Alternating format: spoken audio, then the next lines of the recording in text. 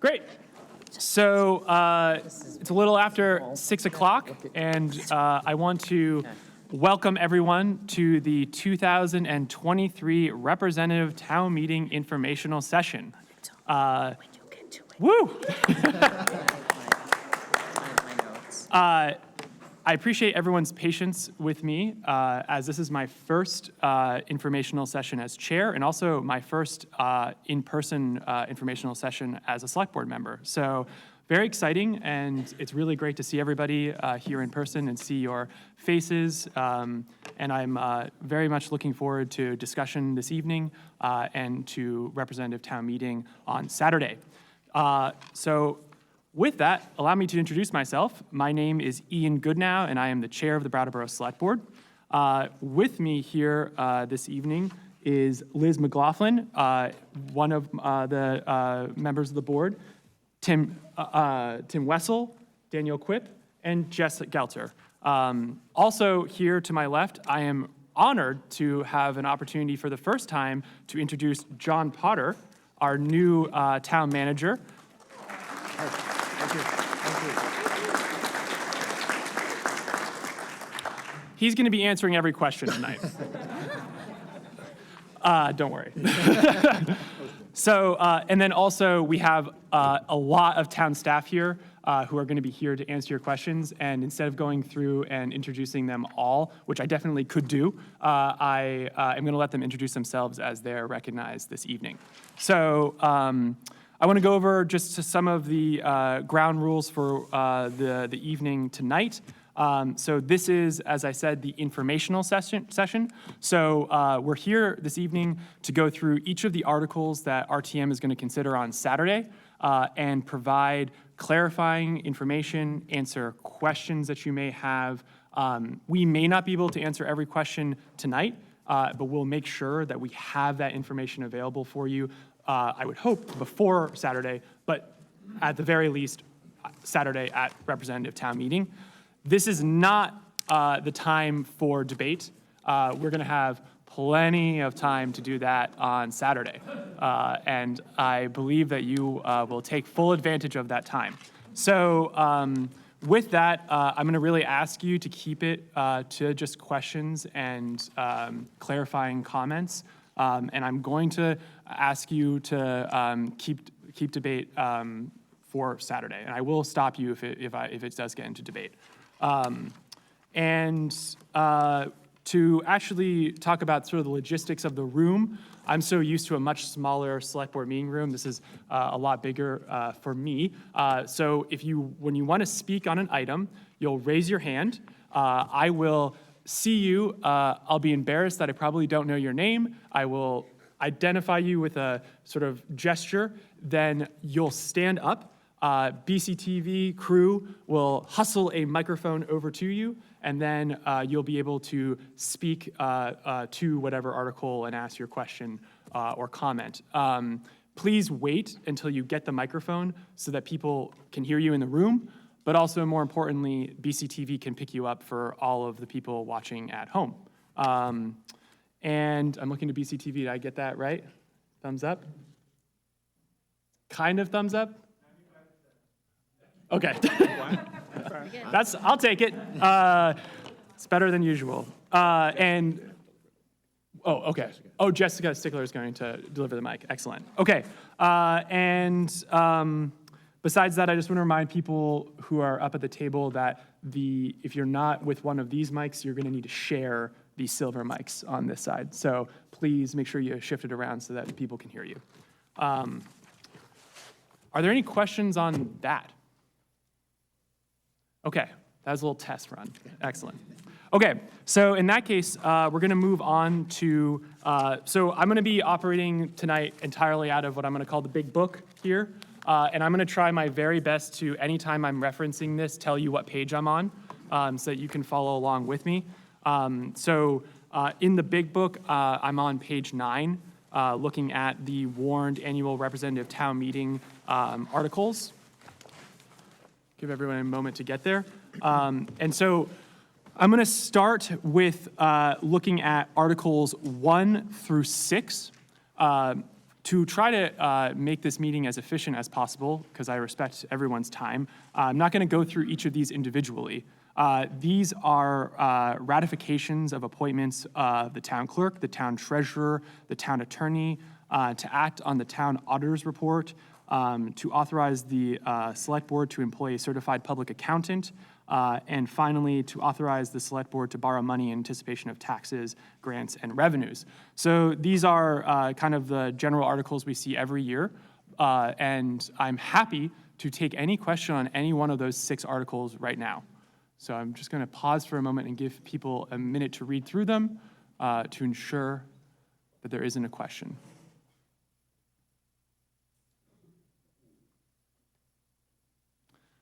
All right. So we're going to move on to Article 7. So this is maybe one that a lot of people are interested in. This is the bond vote for the Living Memorial Park generational improvements. We're looking at an estimated cost of $4,100,000. And this article would authorize the issuances of bonds and notes in aggregate principal amount not to exceed that amount of $4,100,000 at a rate of interest not to exceed 5% per year. So to speak on this item first, I'm going to invite Ricky Davidson, the chair of the Recreation and Parks Board, to speak on the item first. And we're going to hear from a couple people. And we're also going to be using the projector here. And I just want, if you ever have an issue seeing something, someone to raise their hand right away so that we can correct it. And also, if you have a hard time hearing anybody, please raise your hand right away so that we can correct the issue. Okay, Ricky, please. Hi, everybody. My name is Ricky Davidson, as was said, and I'm on the Recreation and Park Board. And when I think about recreation and parks in Brattleboro, but in any place that I've ever lived or heard of, it's about community. And I really feel that, and you see that in our parks, especially in Living Memorial Park. Living Memorial Park is a place that is used year-round, just about every single day, if not every single day. Matter of fact, on my drive here from over at the high school this afternoon, I drove by and I was surprised by how many people and how many cars were in the park. So it's about the use of the park, everything from small children using the playground structures to older folks playing pickleball up by the ice hockey rink and everything in between. And I really think about the fact that in many ways, a lot of our facilities within the park, as the park is older, is in time and need for work to be done. I think our staff in the Recreation and Parks Department does a phenomenal job using our facilities to the betterment of the entire community. But there's things that just need to happen, and you're going to hear about more of those later. And without those things happening, it's going to impact programming and our community from everybody from little toddlers all the way through to our senior citizens and everybody in between. Because I think if you only use the park once a year, everybody in the community uses the park at least once a year. Whether you're there for the 4th of July, or you're there just to go for a walk, or you're there for an ice skating situation, or to play on the playground, or play softball or something. So the park is there for everybody and does a lot of things, and we need to do these improvements to continue to do those things and potentially to continue to grow. Once we see what kind of activities, as a recreation and park member, we hear often of activities and things that folks would like us to do and bring. And Carol and the staff have always been really great about hearing that out and seeing how we can make that work. And needing to do that means having the facilities that let us do that. So hopefully this is something that we can do and pass and afford to make happen so that we can continue to do these really great things for the community, not just the Living Memorial Park, but across the whole thing. But these are specifically about Living Memorial Park. And it's my turn to turn it over to John Potter. Oh, thanks, Ricky. Yeah. Appreciate that. Good evening, everybody. I'm really grateful to be here in Brattleboro. Oh, what? No, I'm sorry. Go ahead. Give me a little spotlight. Oh, thank you. spotlighting. Oh, that's very nice. Thank you. And yeah, it's just great to be here in Brattleboro and to try to help the town out. One of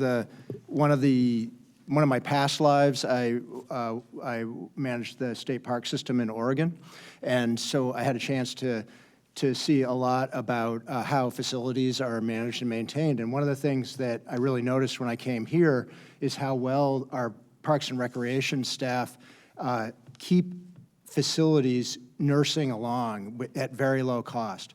And that happens year after year. And so, like, one of the big things in this particular item is the skating rink. And that is a facility from the 1970s. So it's like a 50-year-old building that the staff have taken incredibly good care of to have it last that long. And this article, to me, this article is going to allow that facility to be renovated so that it can continue to provide those services that the town enjoys, and where, as Ricky said, you know, community is built, memories are made, and it's a important fabric of the town. And so with that, I would like to turn the presentation over to Carol Lalott, who I understand has raised every kid in this town for the past 30 years, and I really look forward to hearing her presentation. Thank you, John. I'd first like to introduce the team that have been helping me over the past several years. I'm going to start with my right, introducing the Assistant Town Manager, Patrick Moreland, and to my left, start with Kim Frost, Finance Director. To her left, Paul Ethier, the Park Supervisor. To his left, Stephen Horton, our building consultant, and way down in the end, with his waving his hand, Stephen Dodson, the sustainability coordinator. What we're going to do here this evening is walk through the PowerPoint presentation, and then what we were hoping to do is to save your questions for the end so that we keep the flow going throughout the presentation. That sound good, Ian? All right, so we have a game plan. So I'm here this evening to review the necessity of the generational improvements at Living Memorial Park.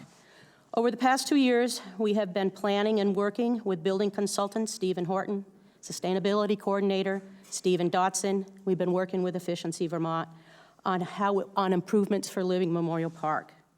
These improvements have been outlined in the capital plan for the past 5 years. To give you a little background, little history here, the park was purchased in 1954 with war bonds to create a living memorial to those who served in World War II. For generations, all ages have been going to Living Memorial Park to create and make memories, build new friendships, and learn lifelong skills. This evening, we're going to be reviewing the 4 projects. Those 4 projects include, at Nelson Withington Skating Facility, we'll be talking about roof improvements and upgrading the R22, our refrigeration system. The maintenance building at Living Memorial Park, improving parking at the Kiwanis Shelter, and improving the lighting at the upper softball field. We're going to start with project number 1, the Nelson Withington Skating Facility, built in 1974 and opened in 1975. The skating facility is a valuable winter resource for recreation for adults, children, and families in our community. It's the home of the BUHS girls and boys ice hockey team, home of the Youth Hockey Association, home of the Brattleboro Figure Skating Club Fundamentals Skating Program, men and women's hockey programs, public skating with 14 hours weekly, stick time, and we serve 11 area schools during the winter, during their winter sports program. In 2023, we served 11 schools. We also host speed skating, we host the annual youth hockey tournament, and we host winter carnival activities such as skating races and glow nights. During the off-season, the facility is also used for various community events. For example, our annual Super Bike and Fun Day, and is also a Red Cross shelter, as we certainly just recently realized how important Red Cross shelters are in a time of need with that last storm we just had. It's also the indoor location for our summer camp, which we run for 8 weeks, indoor street hockey, and roller skating. Just wanted to review what the numbers look like, the type of users that we have at the skating facility. As you see up on the screen, we had 8,835 visits this past season. Those are not unique visits. They are not one-off. They are the total visitors that we have between students, adults, and our school groups. Many people have been asking me, what are your rates? So I thought I would put the rates before you this evening. As you can see, we have both student rates and adult rates. We have resident rates and non-resident rates, and we also have season passes available if families choose to take that route. I won't go down each and every one of them because they're sitting before you on the screen. As I mentioned before, we dealt with 11 different school groups, 505 kids a week, Monday through Friday, utilized the skating facility for part of their winter sports program, and those are outlined there. And they ran for a 6-week program starting on January 2nd and ran through March 3rd. In addition to our public skating and our school groups, we also have weekly rental groups, and they rent the facility season long. We have the men's hockey. I broke those down in residents and non-residents so that you can see them before you. The men's hockey, the doctor's hockey, the Brattleboro Hockey Association, BUHS boys and girls hockey, and skating fundamentals. Those weekly rates, hourly rates that we charge the groups, for adults, it's $182 an hour this season, plus a $25 non-resident fee. Youth rates this season were $165 an hour, plus a $15 non-resident fee. In addition to the weekly schedules, we also had some one-off rentals where we rented the ice at $185 an hour. Different groups that would rent it were businesses for team building events, family rentals. In the preseason, we get some of the groups like Vermont Academy and Putney Private School come and utilize some of the open time that we have prior to BUHS starting their season, which begins the middle of November. The first part I'm going to talk about now is the refrigeration upgrade.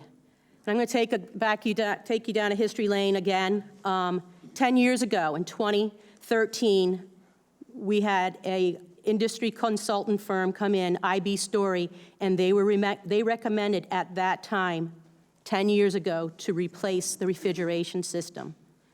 When meeting with the board, the existing board at that time, the decision was to continue with the R22 and make upgrades accordingly to meet the needs at that time. We've been operating the skating facility with the original technology from 1975 with replacement components over the years. The facility uses R22 refrigerant to maintain the ice so that we have safe skating conditions.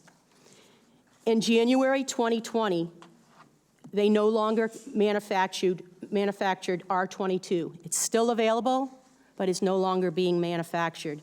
If you can only imagine what that would do to the price. As you see up there before you, in 2018, we were paying $13 a pound. This season, we were paying $54 a pound. The facility holds 900 pounds. The environmental impacts of R22. R22 is a highly toxic to our environment. It's time to make the transition to a natural refrigerant.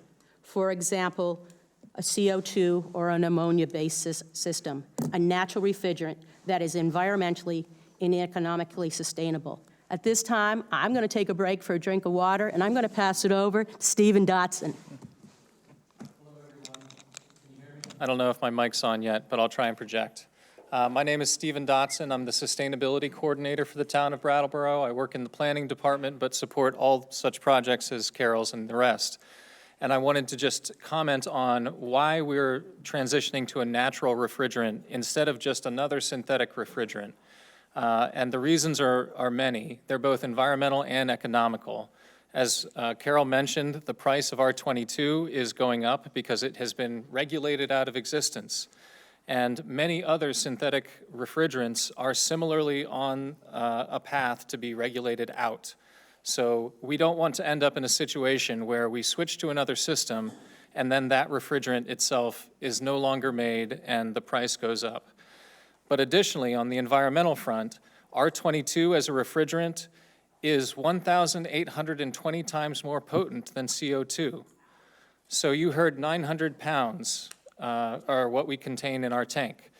Each one of those pounds is almost equivalent to a ton of CO2 entering the atmosphere. So to eliminate that from our operations is a huge environmental step forward. The system will be more efficient in an energy basis on a lot of different levels. The whole project will show that, as you will hear more. But this is the time to change, if there is a time in the next 30 years, because this is a generational upgrade. Some people have concerns around different natural refrigerants, such as CO2 and ammonia. But what we should realize and recognize is that ammonia and CO2 have been used for a long time in refrigeration. They have been used mainly for industrial scale purposes, and they've been used in Brattleboro at much greater quantities than we would ever hope to use in the ice rink. CNS Wholesale, UNFI, they hold very large cold storage facilities that run and are refrigerated by ammonia. And because of that, the town is prepared to respond to different ammonia-based emergencies. Those entities do have to report to the fire department, and we have contingencies for handling those kinds of situations. So this is to say, these technologies are tried and trusted. They're used in public spaces such as grocery stores now are converting to CO2 and ammonia more and more frequently. And I speak as someone who worked for the North American Sustainable Refrigeration Council and helped those grocery stores transition. That's why I'm such an advocate for this. This is a huge step for us forward environmentally, and it's a sound move economically. So I want to leave it at that, and I'd be happy to answer any specific questions at the very end of the presentation. And go to the next slide here, and I'm not going to say anything on this slide. I'm going to let you look at it for a bit and see if we'll take questions at the end. We can refer those questions to our consultant if you have any, but I wanted to put them before you so you know that, how we've been doing our due diligence and laying out the project expenses.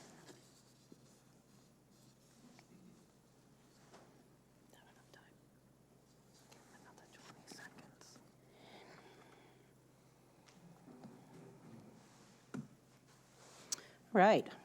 Other components that we'll be replacing at the skating facility, as we've been speaking generational here, that will be replaced. We'll be upgrading the lighting system to LED lights. The condenser is 30-plus years old. That will be replaced. The dehumidifier is 25-plus years old. That will also will be replaced along with the fire alarm system. The next portion of this is a large portion, is the rink roof at the skating facility. The skating rink was originally designed as an outdoor facility with a warming shelter attached at one end, and the remaining three sides were fabric to block the wind. Eventually, sidewalls were added, followed by locker rooms in the 1990s. The original roof is made of uninsulated metal and is approximately 30,000 square feet. The roof we're discussing is the same roof, now about to enter or just finished its 49th year. Over time, the building has become an indoor rink, but was never designed to be indoor with conditioned airspace. With that being said, that had created several problems involving moisture within the facility. The plan to replace the roof is an opportunity for us to insulate the facility, not the entire facility, just the roof, to maintain condition and environment.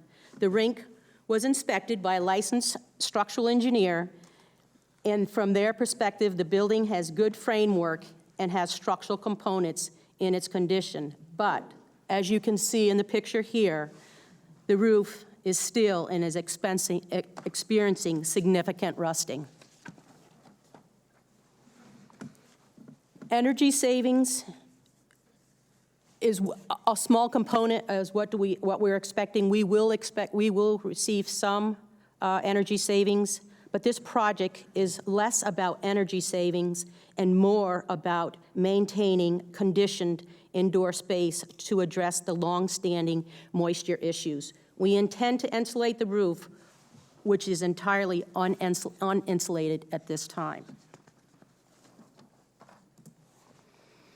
Since the building was first enclosed, condensation has rained down from the ceiling. As you see pointed out in this picture, that is our handicap ramp. That arrow is pointing to ice indoors. That's not in a skating area. That's in where the public walking area is.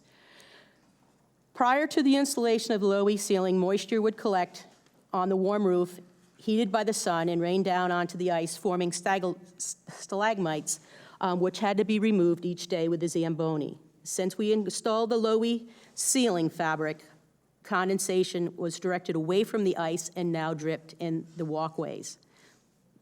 And it now rains down on the walkways and icing up the surface, which should be your driest area within the facility, creates unsafe walking conditions for spectators and participants. Here we are again at another budget page. I'm going to let you take a few minutes, take a look at that, and if you have questions, again, we will answer those at the end of the presentation.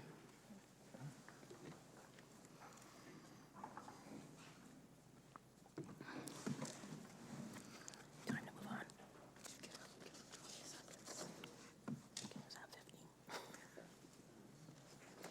on. All right. Project number 2. Out of the skating rink now, and now to our maintenance building. The existing maintenance building at Living Memorial Park consists of 2 maintenance buildings standing at the base of the hill at Living Memorial, just across from the pool. Oh, Sorry. we're on the same. Oh, Ran around. yeah, my wingman having a hard time here. I'll get him on task. The 2 buildings are only storage space for all the equipment used by the park staff. Together, they are inadequate to meet the department's equipment and administrative needs. One is a small cinder block structure built in 1972. The other is a wooden shed left behind from the Clark farm when the town purchased the property in 1954. As you can see, some equipment is too large to fit through the current doors, as pointed out with the plow system here. Cramped quarters. With the 2 buildings, we are trying to house 3 trucks. There is always one that's being stored outside. 3 tractors, 2 mowers, trimmers, blowers, chainsaws, ball field trailers, equipment, fertilizing machines, lime machines, field painting pellets, building and paint supplies, equipment, maintenance parts, power tools, hoses and hand tools, shovels and rakes, gas and diesel fuel. It is also, we house the fiber service for Living Memorial Park in the skating rink, and one bullet that is missing, it's the electrical service for the lower part of Living Memorial Park. As you can see in that photo, there's a lot of electric, the heartbeat for the lower part of Living Memorial Park. We currently have about 1,200 square feet. We are proposing to solve our solutions a 3,500 square foot wooden frame building. We considered more complete and finished facilities with interior office spaces and other amenities already constructed. But to reduce the cost, we believe staff can make those additions using in-house labor as time permits in the future. Additionally, we looked at a manufactured metal building, which was a similar cost, but would lack the potential of being aesthetically enhancing to the area. We're requesting a properly designed wooden frame structure. When I talk about the aesthetically pleasing, here we are in the neighborhood in West Brattleboro, where we have the West Brattleboro Fire Station, where that was designed to fit the neighborhood and just not putting up a metal structure. That's what we're looking to acquire here at the park, something that is aesthetically pleasing to the lower part of the park. This project is more complicated than just constructing a new building. The maintenance building, for example, houses all the park electrical infrastructure, feeding the necessary current to run extensive lighting at multiple fields, the rink, the pool, and even the T-bar during the winter ski season. Moving the electrical lines slightly adds significant cost to what would be normally a straightforward project. Again, I'm going to pause here for a second and let you take a look at the numbers. Have a drink of water. Give him a second. Yeah, you're my time clock. You're good. I think you're good. Okay, moving on to project number 3. As we're talking about this, take a look at this area. It's beautiful in the fall, but it's very limited space for the type of people that we attract at the Kiwanis Shelter. The Kiwanis Shelter is open and available to rent mid-May through October. In 2022, we had over 30 rentals. As you can see, it holds over 150 people, with picnic tables, 2 charcoal grills, kitchen, bathrooms, a deck, and I've got to mention the beautiful view, if anybody's been up there in the fall. Parking is very limited. The increased demand that we have at the park, with the addition of several new attractions at the top of Living Memorial Park that enhance the users of the park, which include the dog park, the skate park, and the disc golf course. We are seeing more and more demand for additional parking near the Kiwanis Shelter. Many users of the dog park, skate park, and disc golf are using the Kiwanis Shelter parking as overflow. And as we saw in the very first film, that the space is limited.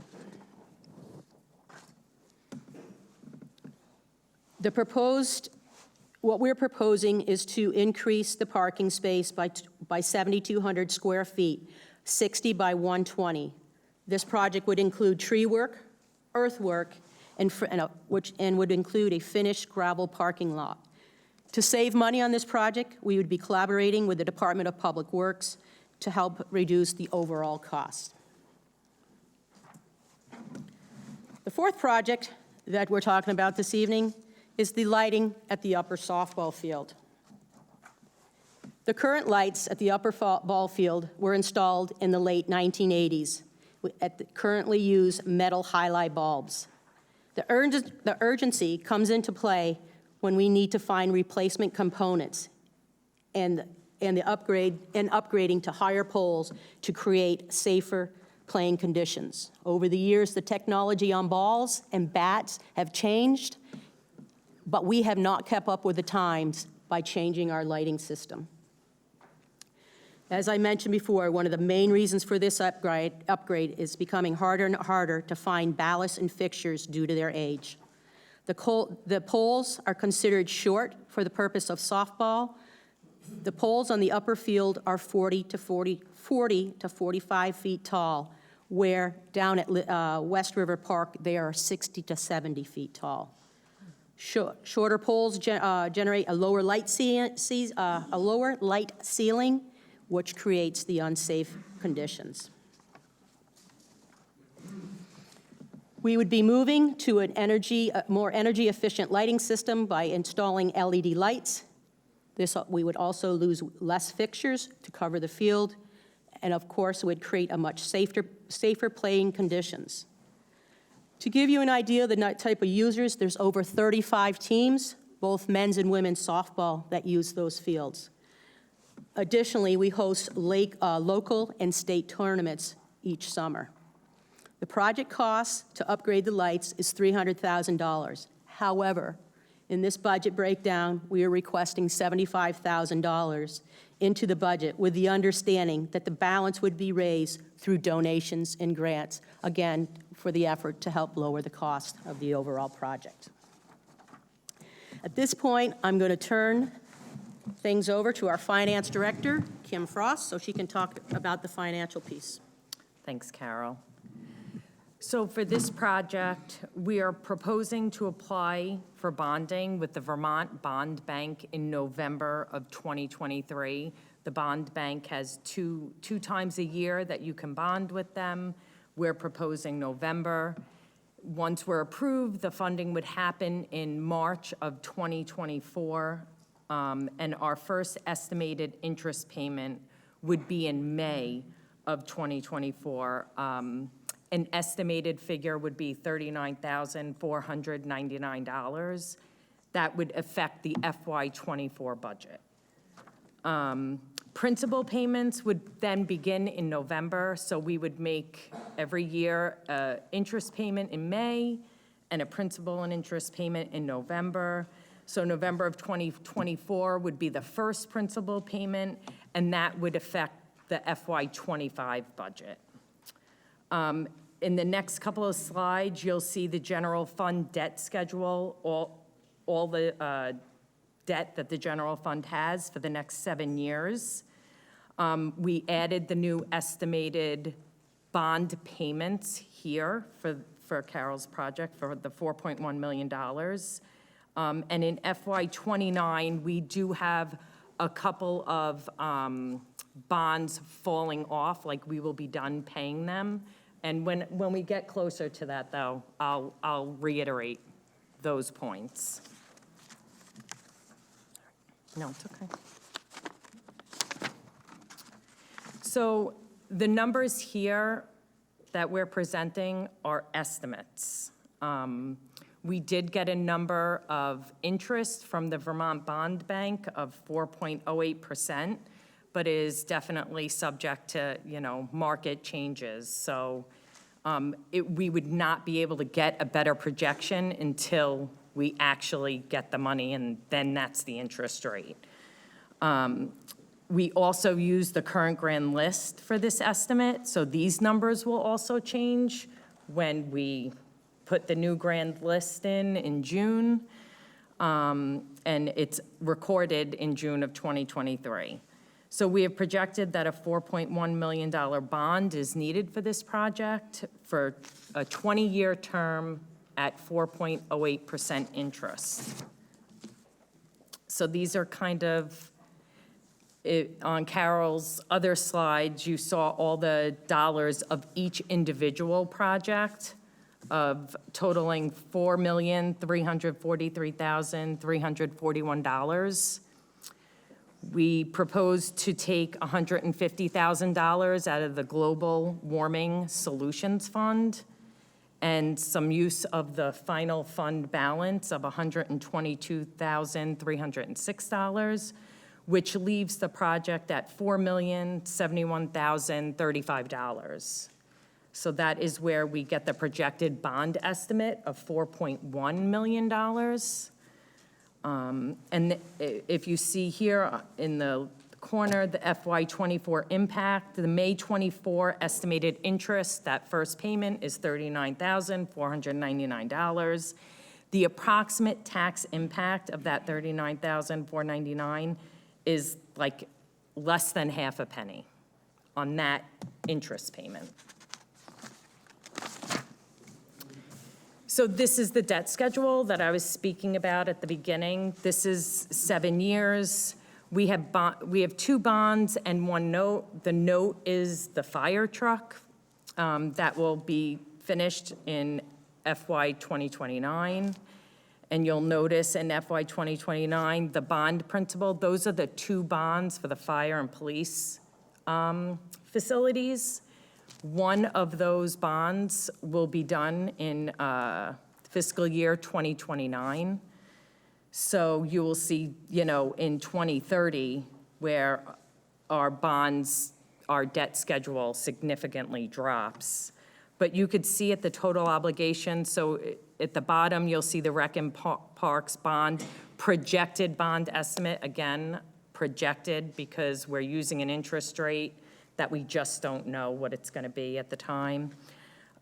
So you'll see our debt in FY 2024 will be $1.1 million, and then go to $1.4 million, and then back down to 1.3, and so on until 2030, when we do see some relief when one of the bonds, a bond and a note, come off.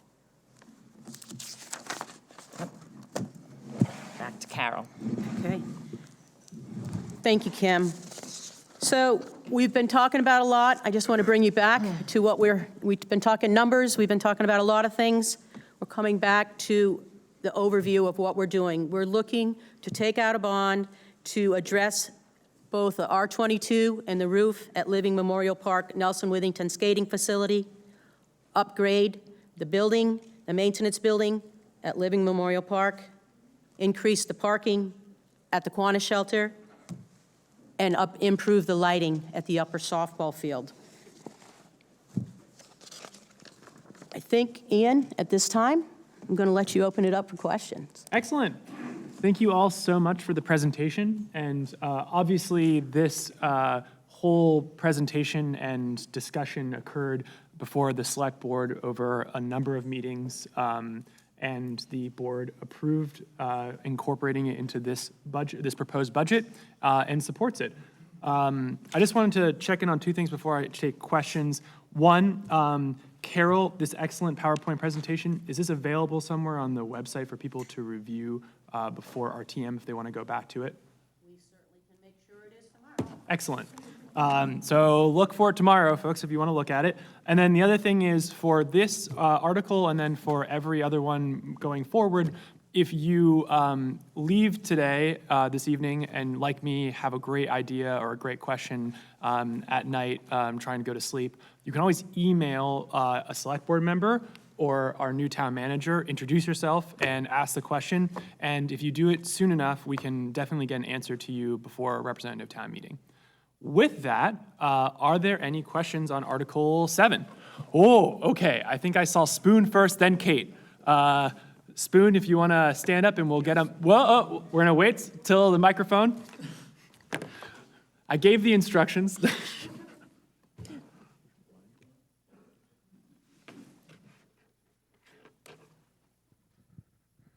Spoon Agave, District 2, 8. I'm a former chair of the Finance Committee, and I find that most of this information is interesting, but not helpful. It would be nice, of course, to have had this whole report with all those numbers on a separate packet that I could have read and looked through, like I look through the budget, like we all do. We just flip through the pages, and we see interesting things line by line. Really, what I would need to know to really understand this: how much does it cost to run the skating rink year by year, on an average year? You know, over the last 20 years, what do we spend per year to operate the skating rink? And of course, that would include revenue streams and who's paying, what the public pays, what the taxpayers pay. But this is the kind of information, that's the balance sheet or whatever it is, and that's really the only way to understand how to make a decision on it. It's actually not the only way. One other way is to look at what % of the town's budget is consumed by Parks and Rec, and how will that change? And is this in line? There are standards all over. There are general municipal standards, and there are standards. There are towns all over the state like us. What do they spend? And of course, there's apples to apples. Have they got a skating rink or not? But that can be shown, and so that we can understand where we stand. Are we is the skating rink a huge luxury? Or is it really just an essential part that we all need and it's worth every penny? I'm not sure, but the only way I can understand is to really have an idea what we spend on that. And the last thing was on the loans and the bonds and the interest. I'm not sure those numbers, what I was looking at, it showed a number for 2030. Is that assuming that there aren't going to be other bonds and notes between now and then? So in fact, that number of 800,000 in 2030 is a realistic number for our principals and interest?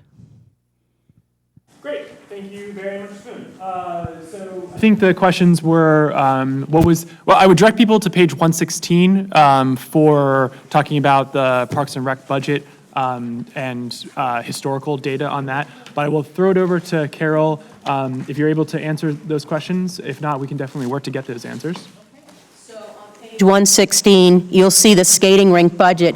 If we look at the actual number for 2022, our actual expenses for that season were $84,177.72. And then if you go to the revenue page, on page 102, in that same fiscal year, our revenues were $104,936.80. I'm sorry, $396.80. And then percentage of the overall budget that is Parks and Rec was the next question. That one we. I do not have that at the tip of my tongue, but we certainly can. If you give us a minute, I think our finance director can use her. Nothing like public math. Yeah, I don't have my calculator. Okay, we'll get the percentage question to you, and I think we'll go on to Kate next. Frick, sorry. Get a microphone.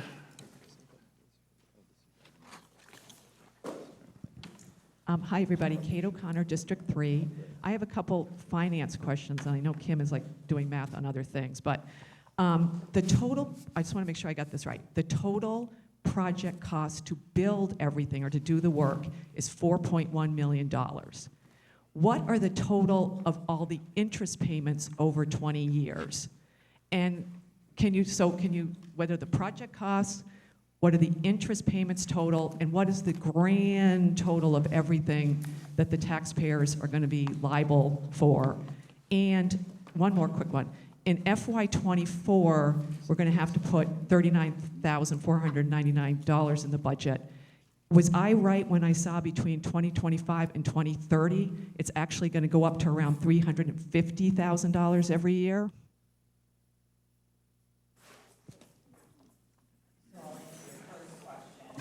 On the estimated bond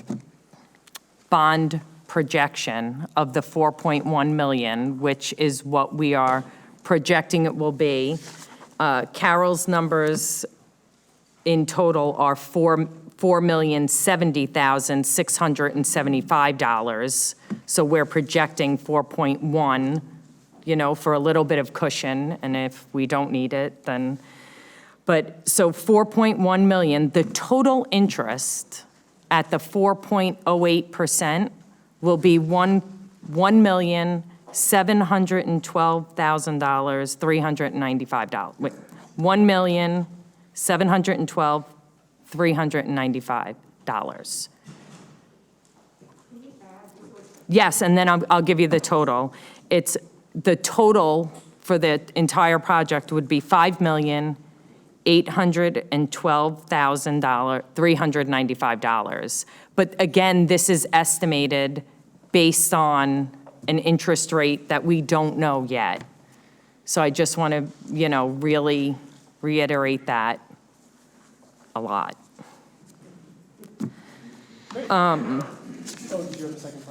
I think Kate asked a second question. Yes. So, Kate, I think your second question was on the yearly. the yearly, FY '24 and then FY '25 to FY '30, it was 350 from '25 to '30. yeah, this would add, the Wrexham, this bond would add $368,107 to FY 2025 and $359,743 in FY 2026, all again estimated. Great. I think I had Frick first, and then I'm not sure between the two of you, we'll figure it out. And I see a hand over there too. All right, great. Lots of questions.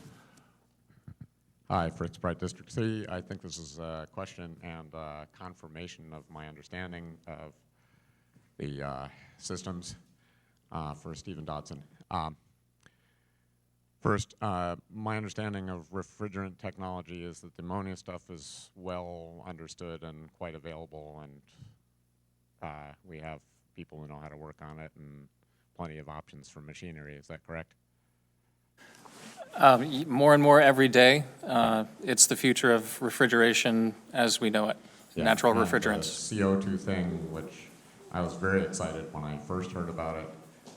It seems like the machinery is pretty expensive, requires extremely high pressures, and the hazard related to that has to do with the very high pressure rather than the refrigerant. So that's a nod, yes. The question I have is, do we have a dollar amount for the savings, the energy savings with these upgrades? I feel like I'm going to send this one back down the table. We've been working with Efficiency Vermont, is what I can tell you, but until we have certain things more dialed in, more precisely, we don't yet. We're getting the money first, and then we're getting more deeply into the project to realize the exact steps we'll take and what cost savings will come from that. Yes.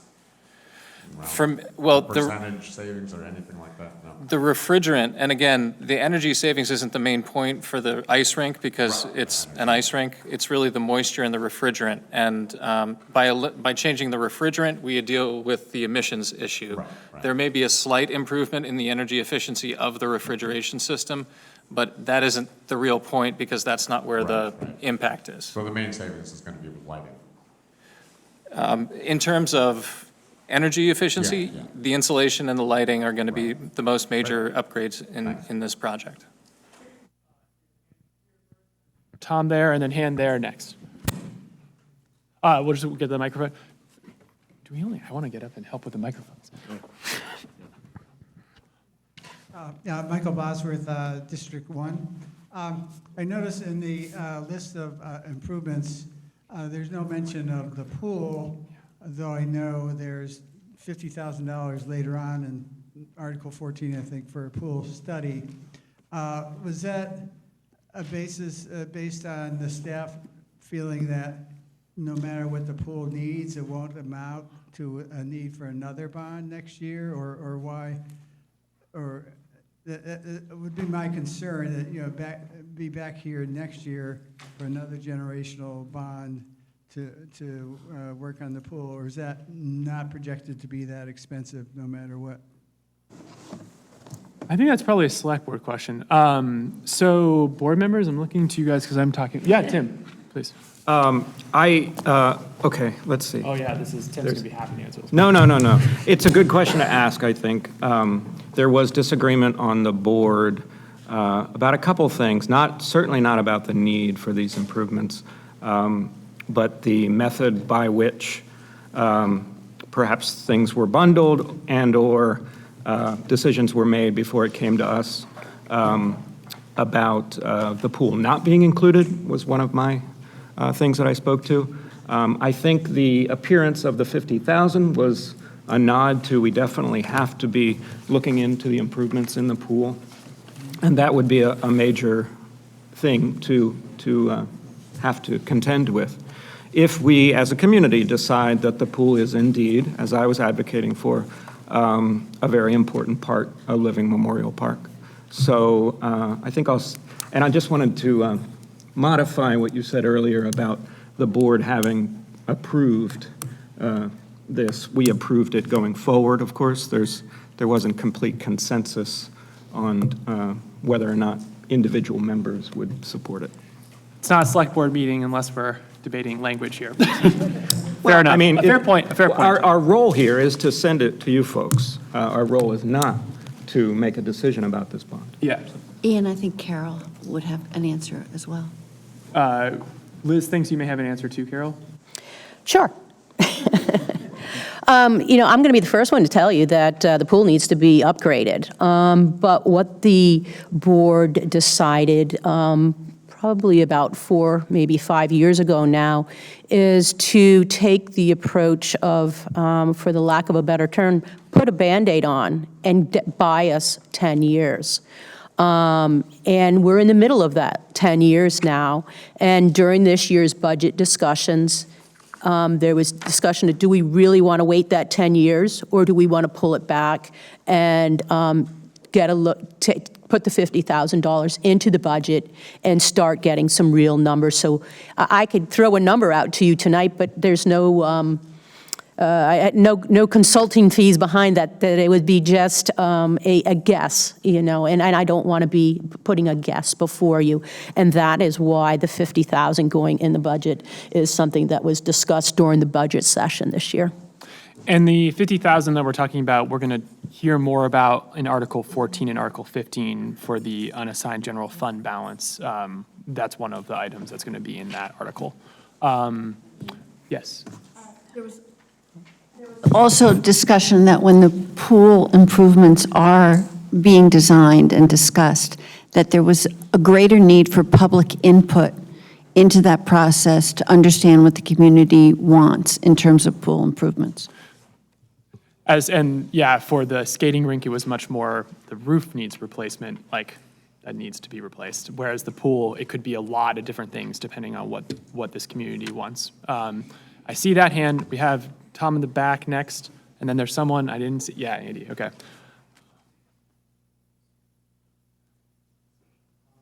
Window mate. First, I want to thank Carol. I've been bothering her for weeks now, about a week now, asking for more information on the skating rink, and she's done a tremendous job providing information on the users, the fees, the costs, which really helped me understand that, what we're doing and who it serves. The question I have is, how much are we paying, how much are we spending, and for who? And the skating rink, the way it's been operated, they just showed you, or told you and pointed to the pages where the skating rink generated more revenue than it cost to operate. Is that correct? We are going to flip that in a big way with this bond. We're going to be taking, so the basic question is, what consideration has been given to revenue from the skating rink, considering our costs for the skating rink based on the bond about, let's say roughly 80% of the bond is skating rink, and that's $280,000 a year, which is tripling the budget of the skating rink for 20 years. Do we have any revenue plans for the next 20 years? It really changes the way the taxpayers support that particular facility. So that's the question. Thank you.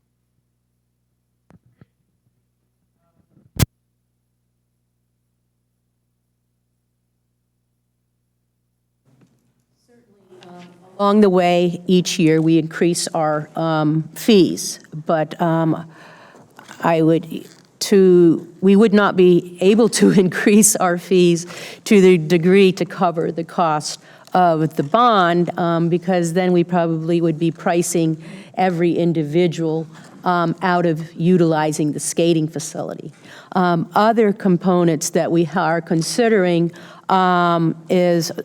are there grant opportunities to help, grant and fundraising opportunities to help offset this, and looking into, we do limited advertising currently at the skating rink, but we're also pursuing other options that might be available.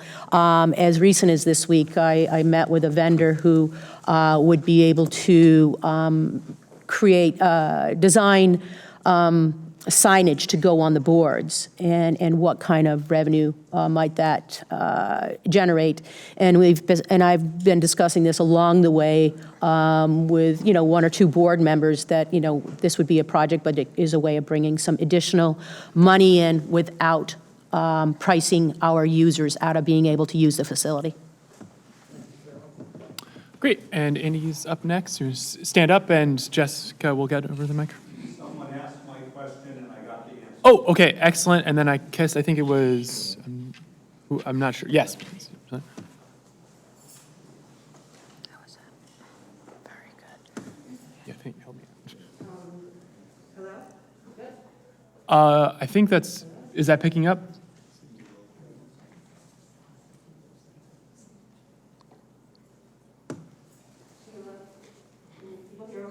Yeah, we can hear you. Okay, I can speak loud anyway. Sheila Linton, District 3. I just want to say Carol is one of the people who I guess helped raise me in the Rex and Park Department, as well as my children as well. Yeah, it's not working. People are saying they can't hear it.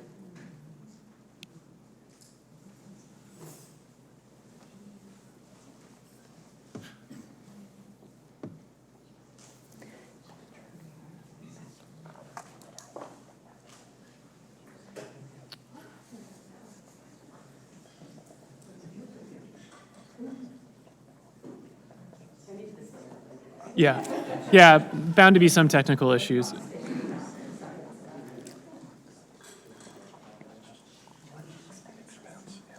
And again, one of the issues here is not just hearing us in the room, but making sure that the audio recording has each question.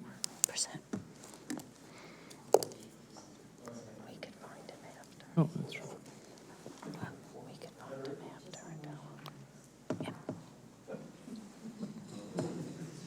Sheila, if you want to come speak into one of these. I probably will make an announcement before he closes out to answer spoons. Oh, no, these aren't working either. Oh, Hello, is that good? yeah. Okay, this is really awkward now. Okay. Yeah. And I'm going to make it more awkward by talking about some challenging things that are going on for me with this particular article. So I was really pleased to see that this article came forth in terms of generational improvements. I love the idea of generational improvements and having all people in the Brattleboro and surrounding areas be able to access the park for a variety of different reasons. So I really, really like that. As a person who was born and raised here and still lives here and uses the park, my children use the park, my grandchildren use the park, one of the main places that we happen to use is the pool. So I'm extremely disappointed that this doesn't include the pool. And not only am I extremely disappointed that it doesn't include the pool, is because many of us for many years have actually been talking about the needs for the improvement of the pool. And when somebody asked of who we are serving, I'm a little bit concerned of that question as well. When we look at hockey and ice sports, typically those sports are for more people who are more class privileged. Typically, those sports have been white folks within those sports as well. And when I am at the Memorial Park pool specifically, and on the playground specifically, who I see disproportionately is families of color. It is families of color who are majoritarily using the pool and the park area compared to the other facilities that are at the Living Memorial Park. So when I think about the lack of the pool not being in this, it disappoints me, not only as a person who is a taxpayer, which I want to remind us that we're all taxpayers here, whether you own a home or not, and that it's not included. And it makes me not want to honestly vote for this. So Sheila, I'm just going to interrupt you for a second. I'm just remind you that we're in the informational meeting. Yes, and I this know is we're a not lot debating. of there's a lot of good. I know These are we're very not good debating. points, but this is a debate, and Okay, I but want to make sure that you reserve this for RTM when the vote is actually Okay, going to so take place. in a non-debate way, A something question. that was asked was, what does the community need? We have a very large queer, trans, and gender expansive community here and a BIPOC community here.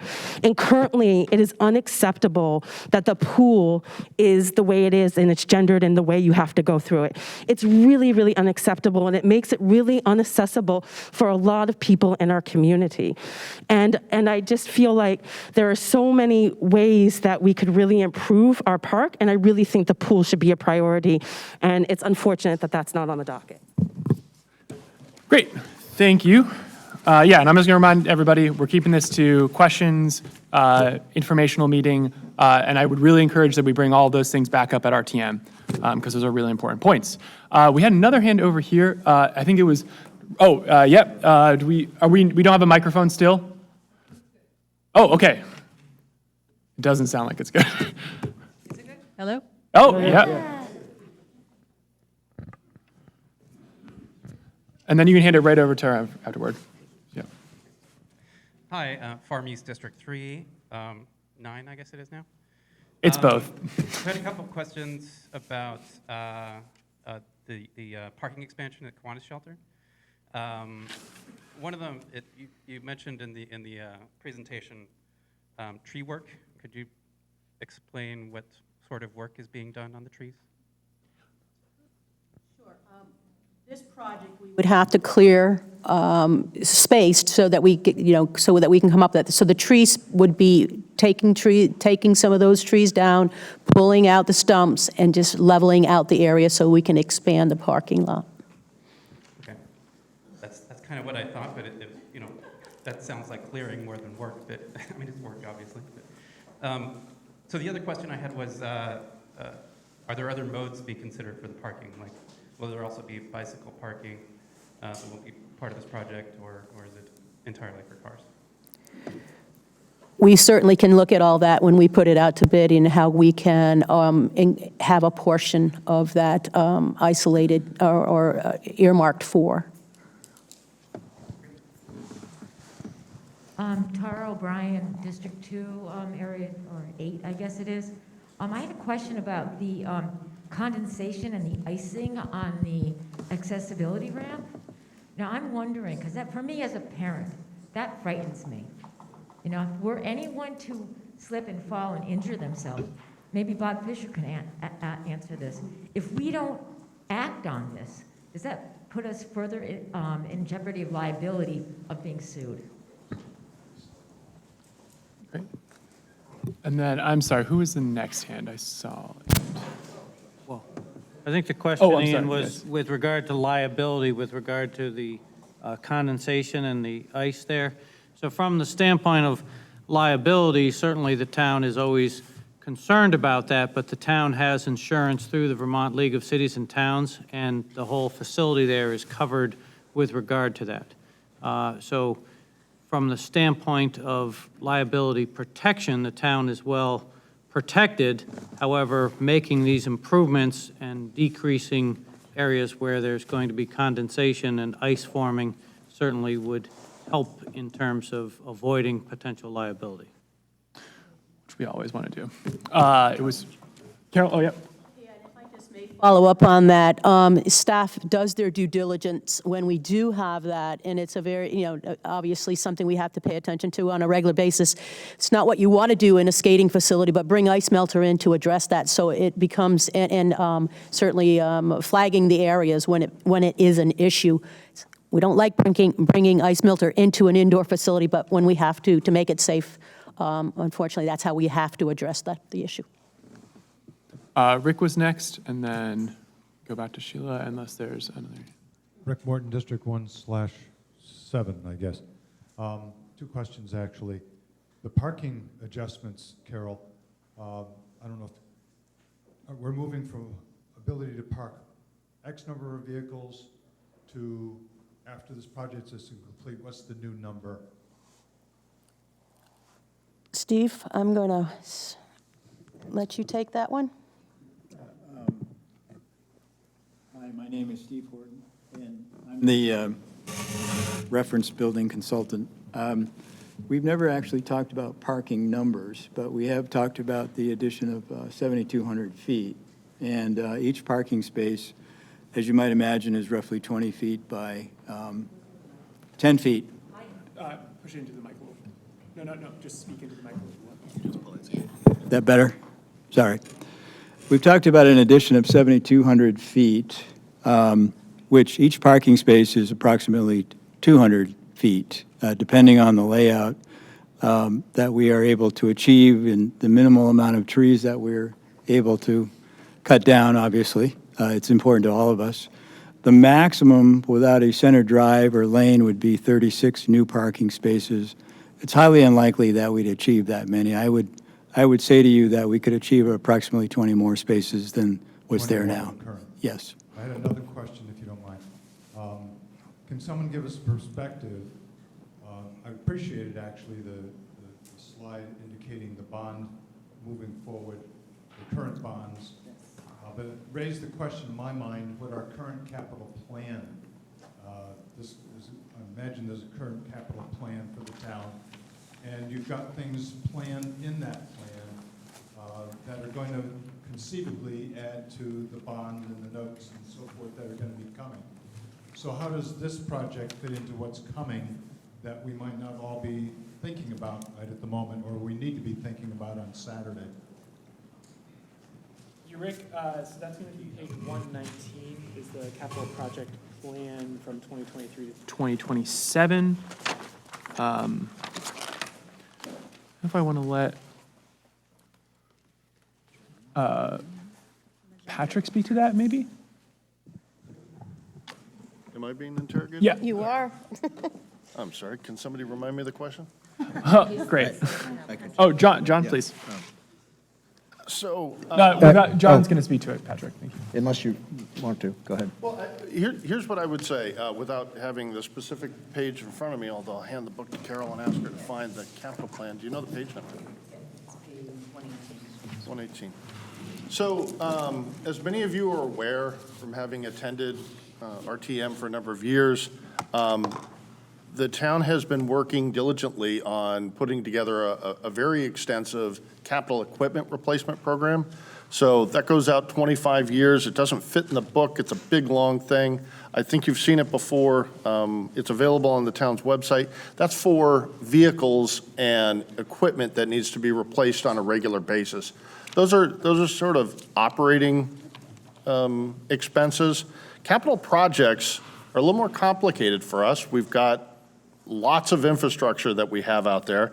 As you can see from the capital projects plan on page 119, we really only forecast this out about 5 years. I know one of the things that the new town manager has been eager to sit down and discuss with some of the management staff is getting a little more comprehensive as to the number of facilities that we include in the capital projects plan, and really being able to extend this out beyond just a 5-year window, because that's really just kind of showing you, what's maybe the next thing coming, and it doesn't really give you, what's maybe the next 10 or 20 years. So that is work we need to continue to develop, so that we can bring back, and provide you a more comprehensive view towards our capital projects. I would say from working with the departments, some of the capital projects that I kind of see out in the distance, a little bit beyond the forecast of this page here, obviously there's going to need to be something for the pool. I think we have all recognized that the pool needs its own sort of generational upgrade and improvement. But we don't have a clear handle as to what that is. I think within the years shown here, we can put a plan together, but the project would be out beyond the scope of this. And I think there's another project that many of you will recall, which is kind of dropped off this list, is a capital project at the Public Works Garage. That's another facility that's been around since, I believe, the 1950s. It's an old cinder block building. I know it doesn't really meet code in a whole wide variety of ways. Many of you will recall the former Public Works Director, Steve Barrett, did quite a bit of work with Steve Horton in terms of assessing how they might be able to prepare for a new facility for the Public Works Garage. Unfortunately, that project we found as it evolved was getting larger than I think we were ready to bring forward to you. And I think we need to sort of take a new look at that with some of the new leadership at Public Works and see what kind of project we can put together. Something that we could bring back to you probably also just beyond the time frame of this plan. So that's kind of some of the things we see coming, and we recognize the need to begin to extend the horizon a little bit and be able to do more robust capital projects planning. Thank you very much, Patrick. I think Sheila was next, and then he got a hand here.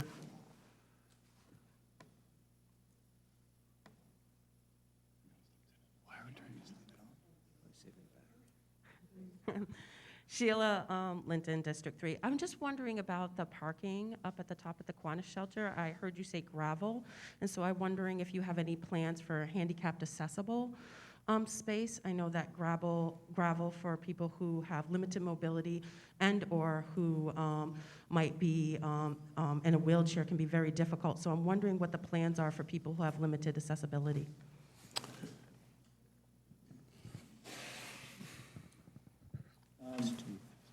Really good question. Can you hear me okay? Can you say that again? I say really good question. Can you hear me okay? That's my answer. Okay. No. Very good point. The conundrum, if you will, is the topography in that area. There are some very stringent requirements for ADA parking, like no more than 2% from one side of the parking line to the other parking space line, for instance. And then, of course, there's the percentages of, 8% handicap ramp maximums and that type of thing. And with the topography that exists up on the hill, it would be very difficult to state that we could put an ADA parking space in there. It's not that we wouldn't want to. Certainly would love to. But I think that we may be able to provide said parking space, but to go from the parking space to other parts of that area would be very difficult. So I would say it would be very difficult to promise that. So if that was difficult to promise, is there ability to make part of the space not gravel and maybe more tar to make more accessibility, even if it isn't necessarily ADA compliant? Yes, indeed. And in fact, project here in town, the retreat farm, we're doing that very thing. Great, thank So, you. yeah. District 1. Listening to talk about these capital projects, one of the things that's come up at town meeting again and again and again is Brattleboro is a small town in a large region, and many of our facilities, in fact, are regional facilities, serving the region, not the town. We periodically try to talk to the state to enable shared funding for those things. Our state representatives are probably up in Montpelier today. But I hope on Saturday we again raise that issue and that it's something that the select board look at and think about in terms of how do we share funding for things that share use. Great. Thank you very much, Stuart. And we can raise that again on Saturday when I believe all of our reps will be there, but I'm not 100% positive. I think hand here and then hand there. You want to just stand up so somebody can see you?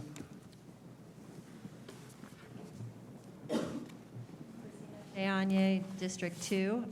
Do you guys have an estimation for how long this will take? And I'm just wondering what the reasoning was behind lumping it all together, and if it takes a couple years or so, and we're already paying interest on $4 million, does it make sense? I don't know. You guys must have figured this out and made this decision for some reason, but can you guys let us know why we're borrowing $4 million and starting to pay interest on it? With $4 million is a lot to spend, and with the labor, I imagine it's not all happening at the same time. Does that make sense? All right. Yep. So I would let Steve Horton speak in just a moment to the pace of the project construction.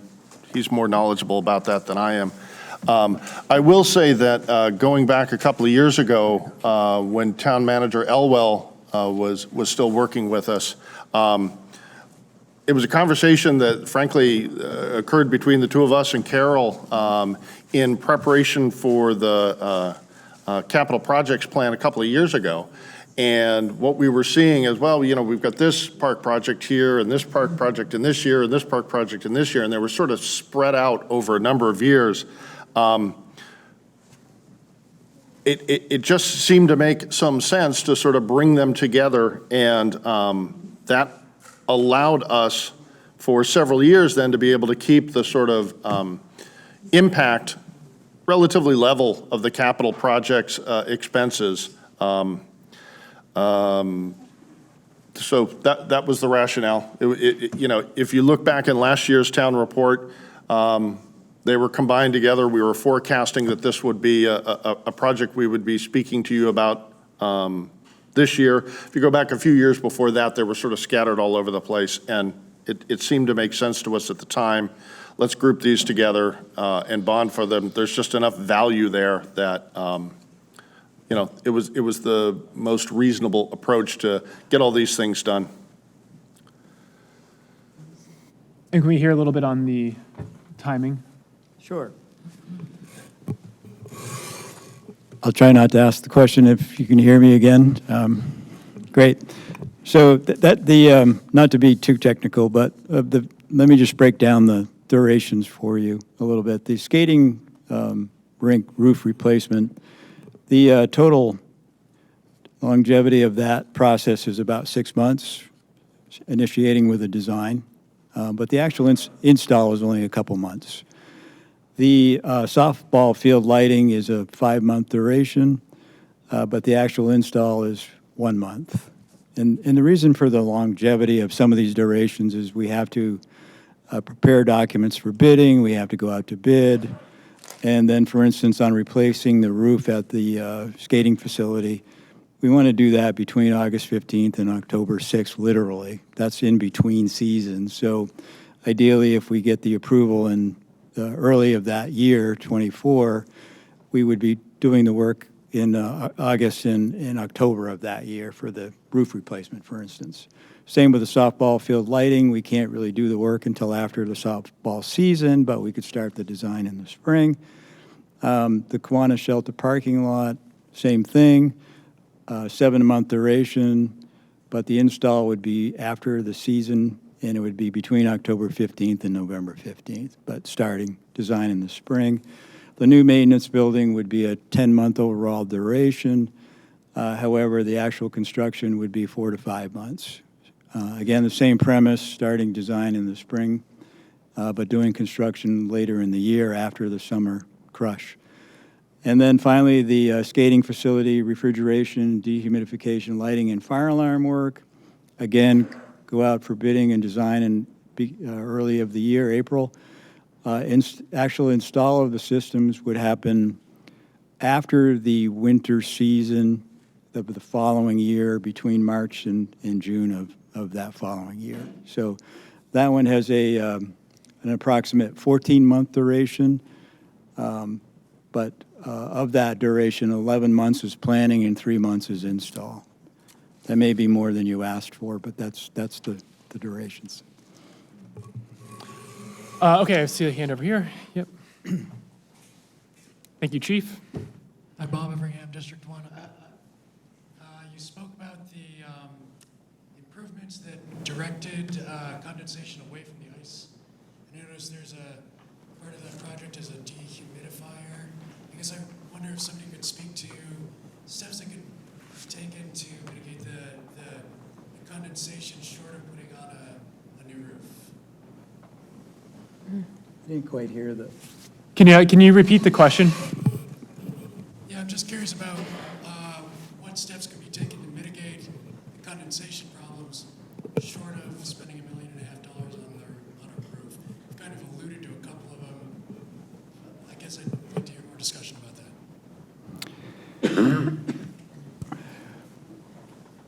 Yeah. What could be done short of putting on $1.5 million roof would be simple dehumidification. You could eliminate some of the condensation with dehumidification. It's highly unlikely that we could provide a dehumidification system that would deal with all the condensation that exists there. And the best way to deal with condensation is to eliminate the rainstorms that happens when you have warm air and cold air meeting each other. And so the attempt is to provide insulation to the roof to eliminate those rainstorms, if you will, and mitigate the amount of dehumidification that would be required, which is a great deal of electricity every year. We haven't had an opportunity because we haven't been funded, but yet. But we haven't had an opportunity to study those savings. However, it is important to note, and this is probably the most important thing of what I have to say about my answer is that the roof that exists now is got holes in it. I mean, it's literally rusting through. So, of that $1.5 million that could be applied to that new roof, or the cost for a new roof, a significant portion of that $1.5 million has to be done no matter what, if you will. So some 30, don't quote me, but some 30-40% of that $1.5 million is insulation, and the rest of it is the roof itself. So it's not all for naught, if you will, in the insulation factor. If that makes sense, I hope that does. Okay. Other hands? Yes, I can't actually see. Oh, it's Spoon again. I'm just gonna look to see if there's anybody. Actually, no. Ruth, yes, first, and then we'll go back to Spoon. Is this on? Yes, it is. Hi, Ruth Garbus, District 2. I saw that I don't know who this should go to, maybe the Sustainability Coordinator, but I'm not sure. I think it was $150,000 to pay for this was coming out of the Global Warming Solutions Fund. Yeah. I was wondering how much is in that fund and what I mean, obviously there are environmental benefits to this, but I was just curious about qualifications for taking money out of that fund, et cetera. Do you have that, or would you like just me to do? I know Kim can get us a more exact number. I think we checked in a number of months ago, and it was around $254 something thousand dollars. So it accrues $70,000 every year. That's the commitment of the town, and that'll continue to happen as far as we know, as long as we budget as we have. The select board made a decision to intentionally include refrigerants in the scope because the goal is to remove emissions from the operations of the town. And this really is the single step we could take that would remove the most global warming impactful emissions from our operations. So that's the purpose of the fund, is to be able to help us take those extra steps to not just do the status quo switch to a different refrigerant, but really take the step we know we should take environmentally, which will be economically sound in the long term as well. So there's been a number of discussions about that, and I think if you want a more specific number, the finance director could probably get you the balance right now.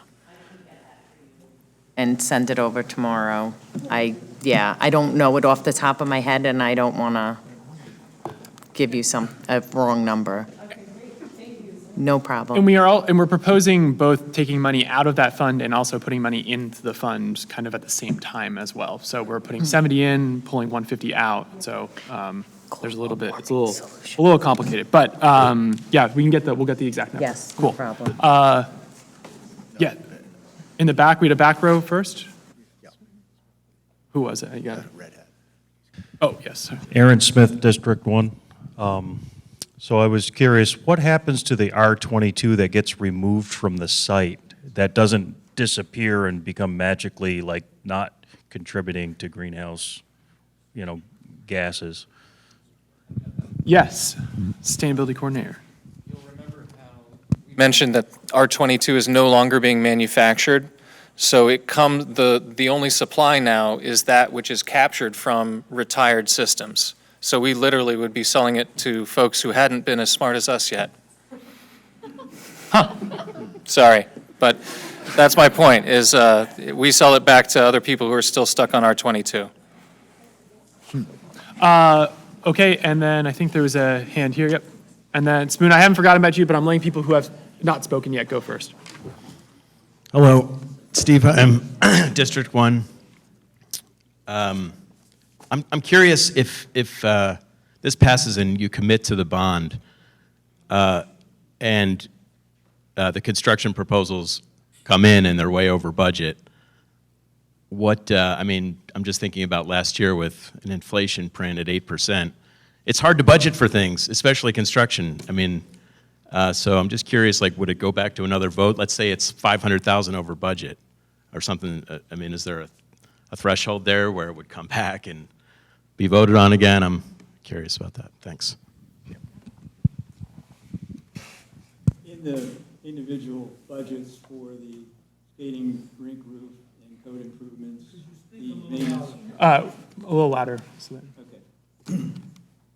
In the various budgets that we have shown you for the skating roof rink and the code improvements at the skating rink, the maintenance building, and the refrigeration replacement, we initially carried a 13% inflation contingency, but more recently we added another 10% for adjusted cost of 2023 to deal with the inflation factor. I developed the original numbers for all these budgets and was very firm about including the 10% inflation factor for 2023.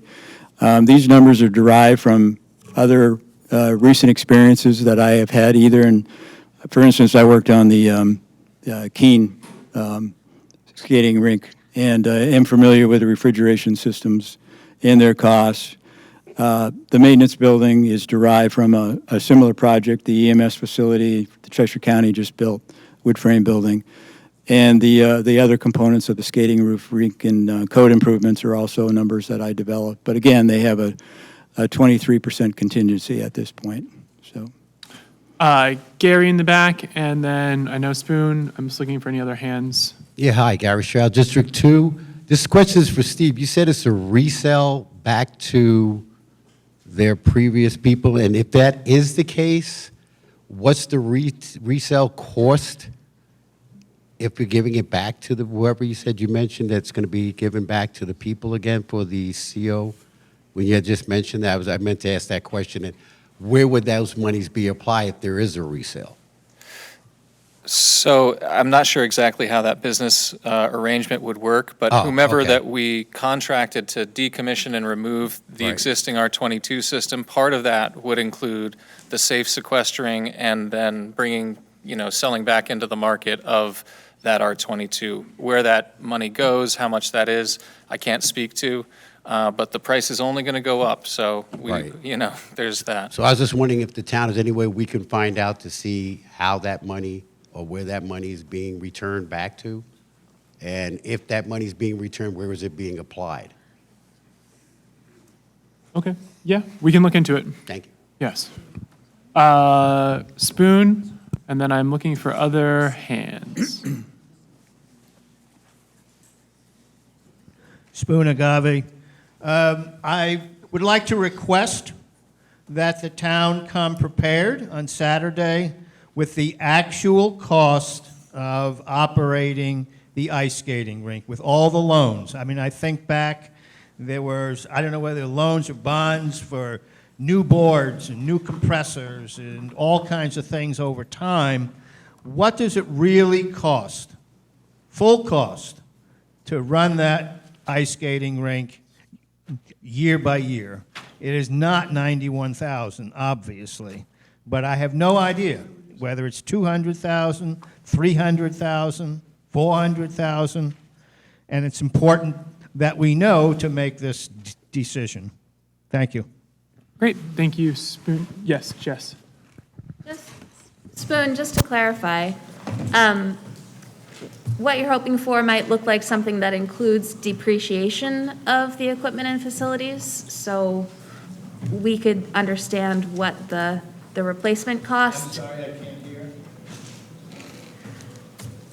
I'm wondering if what you're looking for in that sort of estimation on what it costs to run the skating rink is what the depreciation of the equipment and the facilities are, so that we know what the replacement costs are, and including that in what the actual cost to run the skate rink is. Look at it like this. 1 second, let's just get you a microphone before you keep speaking.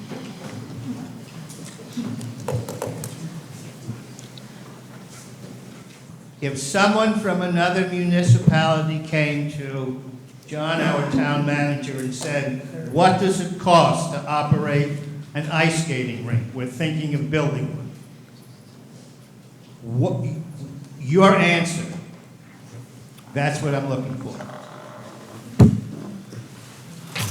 I think I understand, but Jess, you were asking about the capital cost to construct and then operate, and incorporating that into that sort of calculation. Was that what you were getting at? Yes. Yes, okay. All right. Pierre Landry, District 1. Just a quick question on the skating rink. I'm assuming like all the undersurface piping has been inspected before we go through with something like this.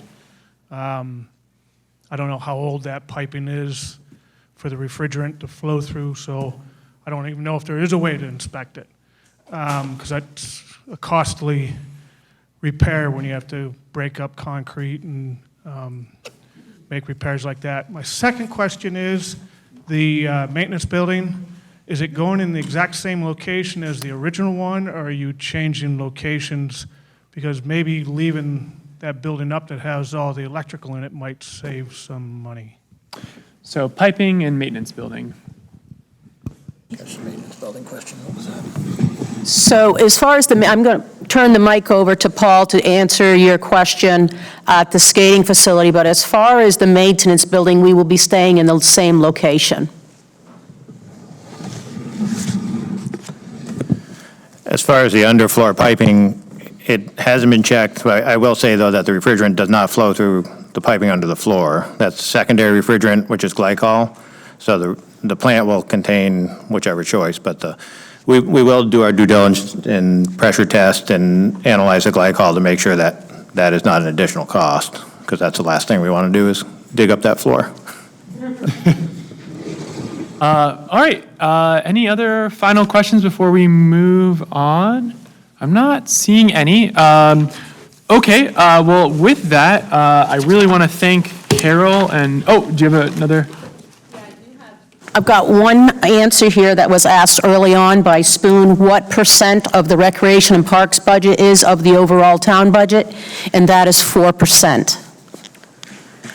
Excellent. But before turning it to you, back to you, Ian, just to recap where we're at, the Living Memorial Park generational improvements will ensure the current and next generation of children and families will have the same, if not better, opportunities that we had growing up or raising our children. Now's the time to act to preserve the town's infrastructure, which the community has grown to value and appreciate over the years for lifelong learning skills and creating a lifetime of memories. And thank you all this evening for all your great questions. Great, thank you so much, Carol. Thank you very much to the rest of the Recs and Park Department for their presentation. Do we have another? Dan. Oh, yep. So we're going to do a sort of changing the guard, and we'll bring up Dan Tyler, Director of Public Works, and actually I'll just have Bob speak for a moment. So for the two ballot initiative, these two bond initiatives, they're going to be by ballot, correct? That's correct. Can you just explain very briefly to RTM how that will be different than voting on the other articles? Yep. So these two bond articles are by ballot, and so you can vote at any time. It used to be, before they changed the statute on it, that you had to debate that prior to the polls opening. Yep. But they changed that, so debate can occur on this at any time during the meeting. So if you have questions or you're interested in the debate, then hold off on voting until after that article is debated. It should be debated early on, as it's really the first two substantive questions. Absolutely. And the only other thing to point out is because it's by Australian ballot, it cannot be amended on the floor like other floor articles. Yeah. So just point that out. Excellent. Thank you very much, Bob. So we're moving on to, we're back, oh, yes, Hillary.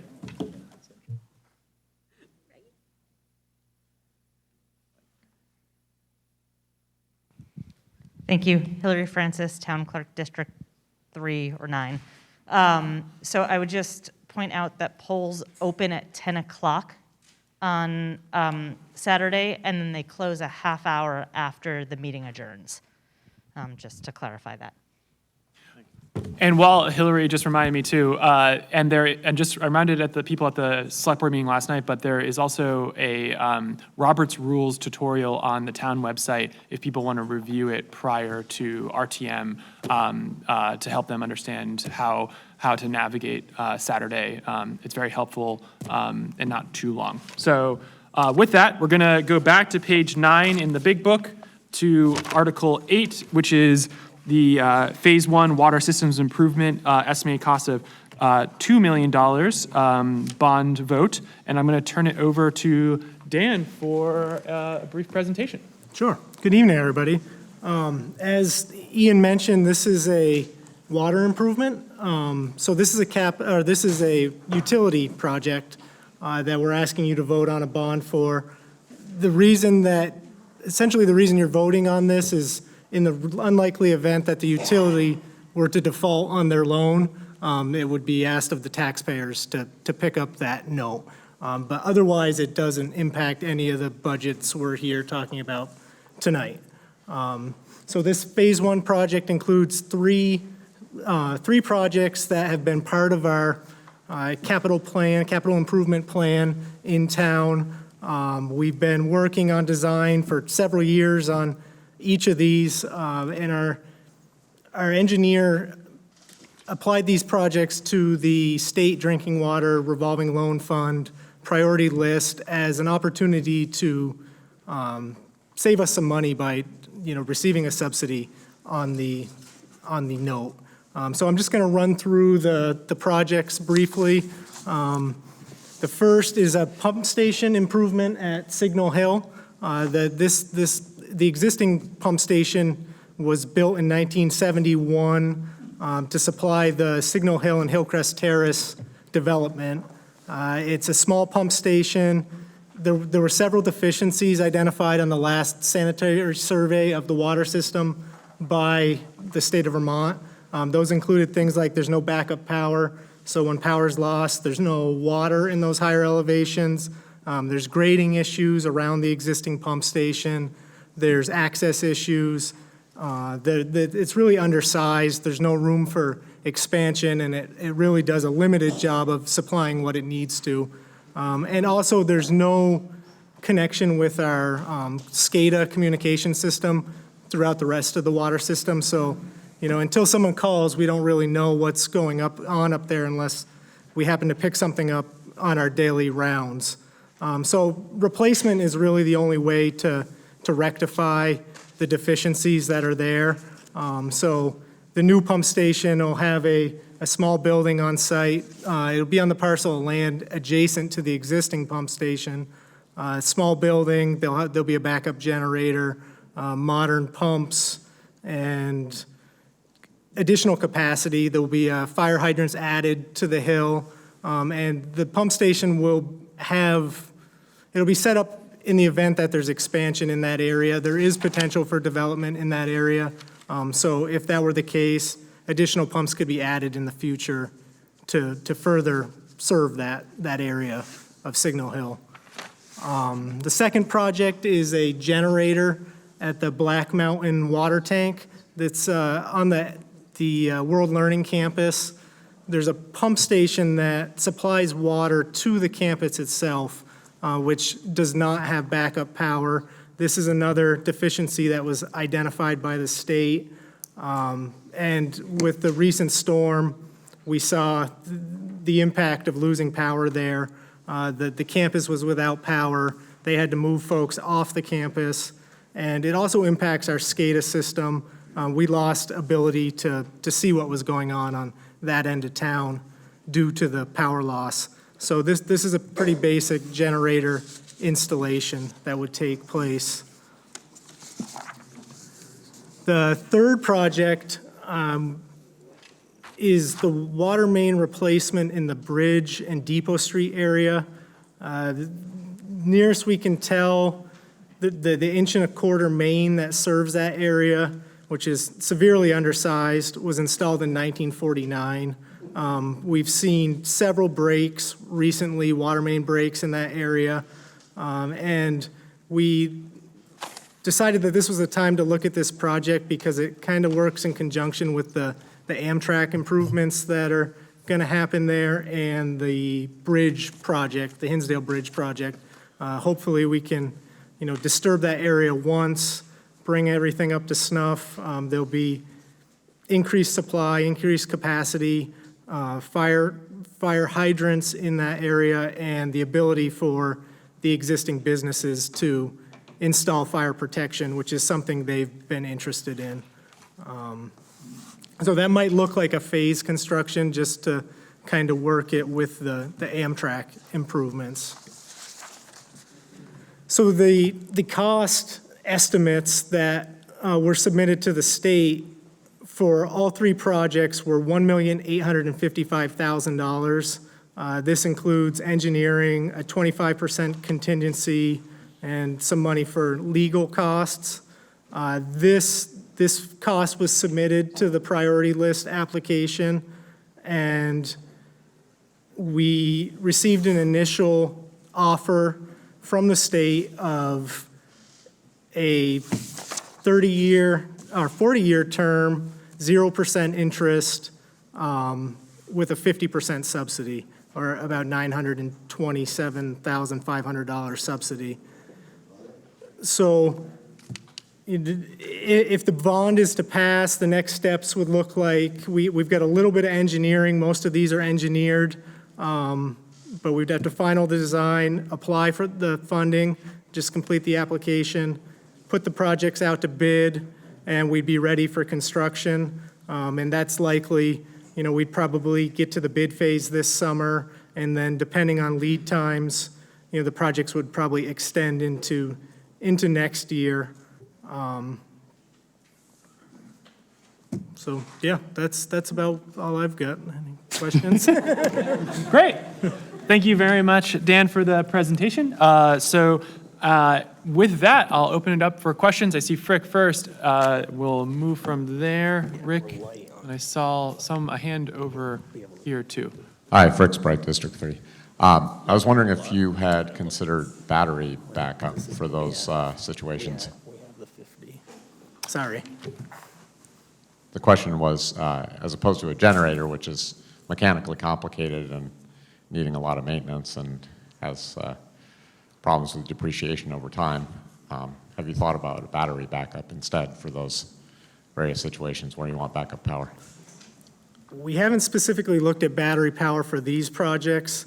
We have looked at it with the water treatment plant upgrades, and it comes down to, like this last outage was several days.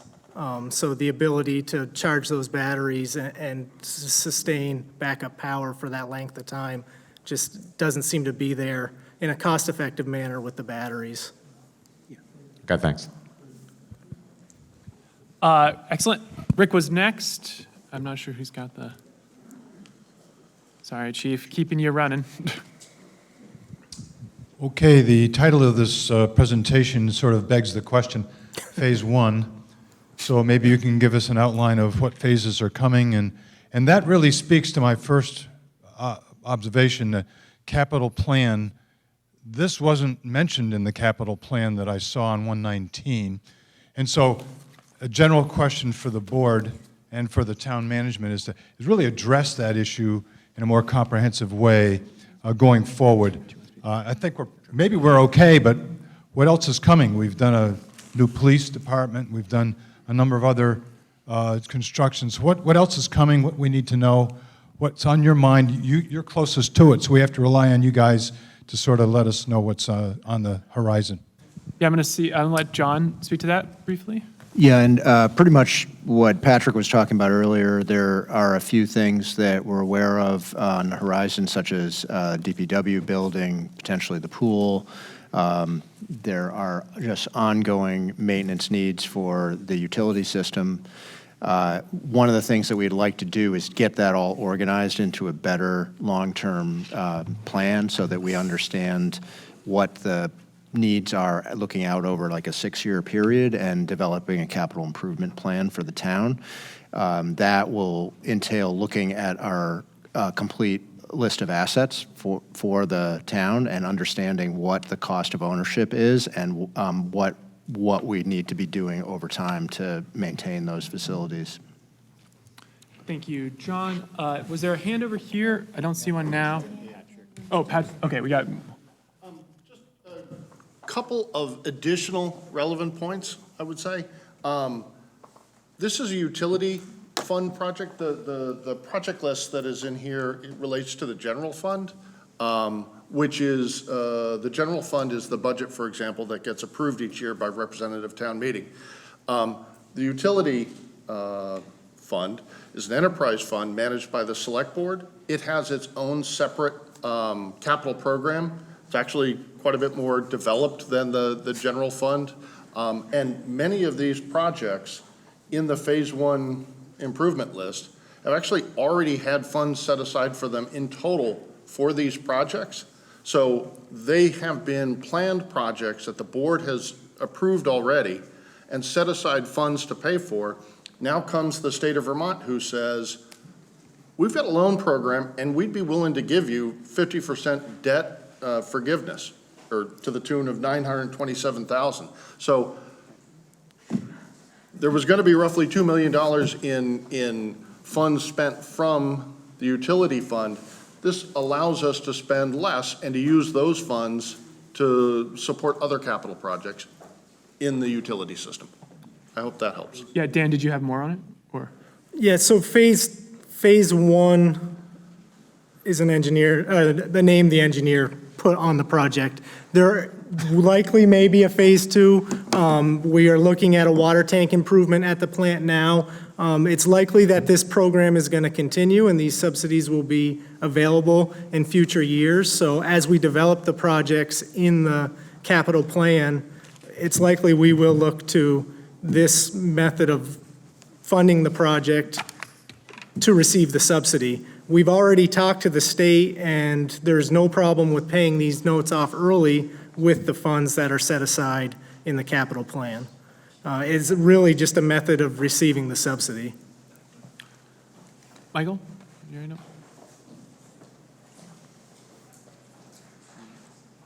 Yeah, Michael Bosworth, District 1. I'm trying to connect the wording of the article with what's up here.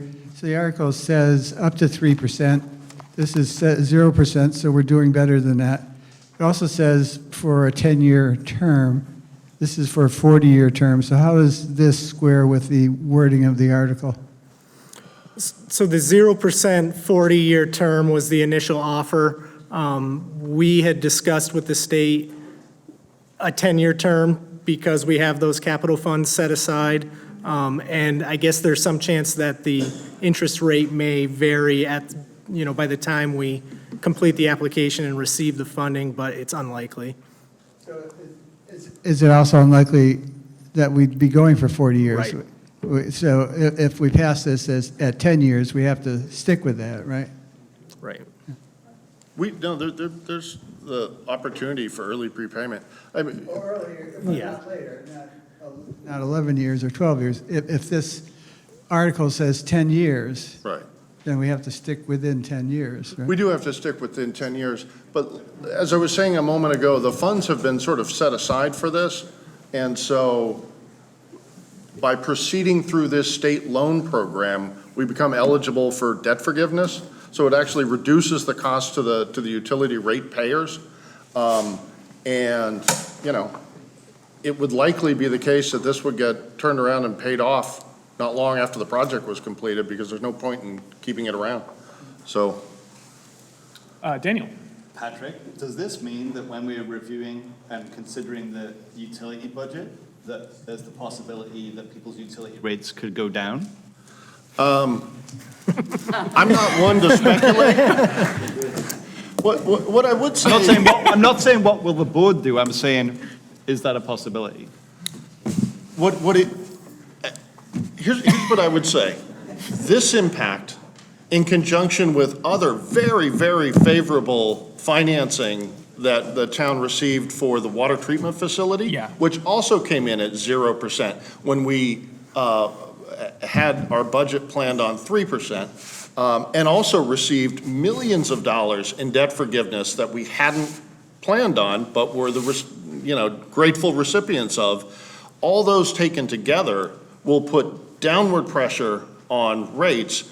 To the degree that they go down, I don't know, but I can't see any reason why they would rise at the rates that they have been in the past, and they might go down. Thank you. Great. Other questions? All right. So we're going to move on then. So that's the second bond vote and the second Australian ballot. So we're going to move on, and I'm going to do another grouping, still on page 9. This is going to be Articles 9, 10, and 11. Article 9 is the Mountain Home Park Special Benefit Assessment Tax District appropriation of $131,698.86. This is a pass-through for the purposes of paying debt services on capital improvements to water and sewer in 2007? Is that? 2013. Oh. Yeah, it started in 2000. Is it 7? Yeah, 2007. So this goes on the warning every year, and sometimes we have questions about it because it's a little complicated, but yeah, I'll move on. And again, I'll take any questions on all three of these. The second is the Downtown Improvement District raising and appropriating $80,000. And then Article 11 is the appropriations of $45,028 for the Community Marketing Initiative promoting Brattleboro Area Chamber of Commerce and Downtown Brattleboro Alliance. So are there any questions on Article 9, 10, or 11? I see two. Back, and then Ruben in the front. Yeah, Aaron and then Ruben.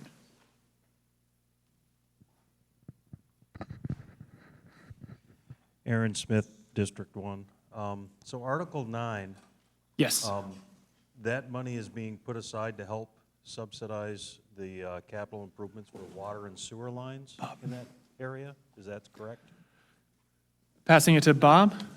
Not quite. That was a project that was done where the water lines at Mountain Home Park needed to be replaced, and the park, in order for it to borrow the money and do the project, would have been astronomically expensive. So the park came to the town, and through the revolving loan fund, the town was able to use its borrowing ability to fund that project and replace all the water system there. And so the town has a debt service payback that it has to make every year. To ensure that the taxpayers are not paying that, the town created this special benefit district, tax district, and we tax just Mountain Home Park. And so there's an agreement that the park provides in advance 1 year of debt service to the town so that we always have the money with which to pay the town's debt service each year. If the park were to default, the special benefit tax district is a tax assessment, just like a tax bill, and the town would essentially, in a worst case scenario, I hope it never happens, be able to do a tax sale on the Mountain Home Park in order to raise the money to create the debt service. But we don't ever, I mean, we've been doing this now for many years. It's a recurring article. And we're always 1 year in advance by virtue of the agreement whereby they fund that debt service 1 year in advance. So I hope that helps, but it's not town water service, it's really the water system at Mountain Home Park. That's already been done. It's already been done, Yeah, yes. Tim? Just wanted to add that in 2 years ago, we restructured that debt. Yes, just, 2 years ago, there was a debt restructuring, so the town cooperated with the state and the folks at the park, and it's a really great thing. It cut it more in half. It was probably up around 3, maybe, at the time, so that was a great thing for the residents and all the owners there. Yeah. yes, thank you. Yeah, thank you, Tim, for bringing that up. Ruben was next? Yep.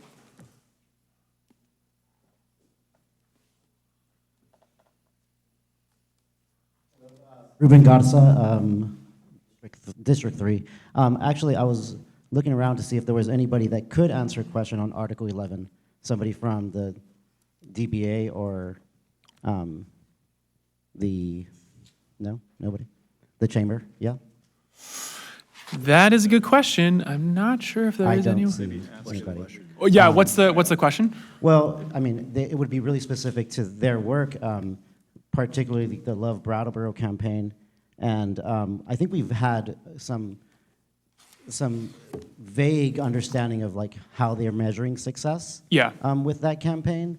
And so I really wanted to get more information about how they are measuring their success besides having 9 influencers come to town. And just curious. Yeah, so what I think, if we don't have anyone here tonight at the informational session, what we'll make sure happens is that there's someone there at RTM to be able to answer questions. Great, thank you. Because, obviously we can ask questions at RTM too. We just try to get a lot of them out of the way now so that we can just get to the good old debating. So, okay, and yes, Sheila.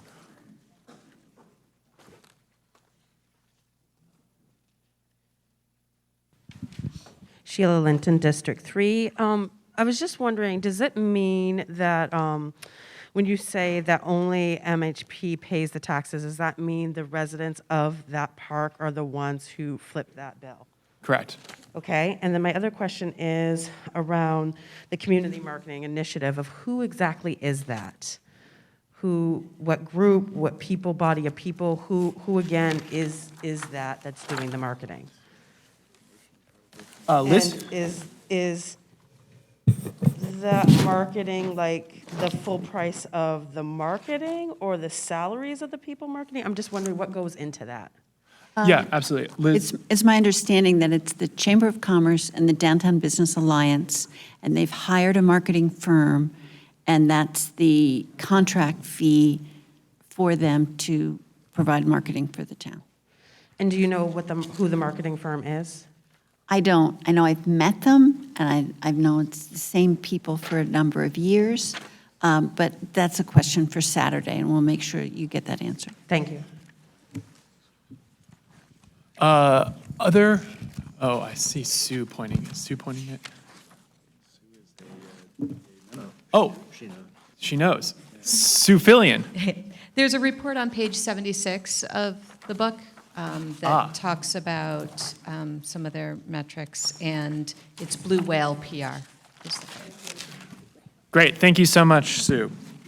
And I guess just remember to everybody that there are also kind of longer explanations of each article immediately after page 9 and 10 that you can review as well.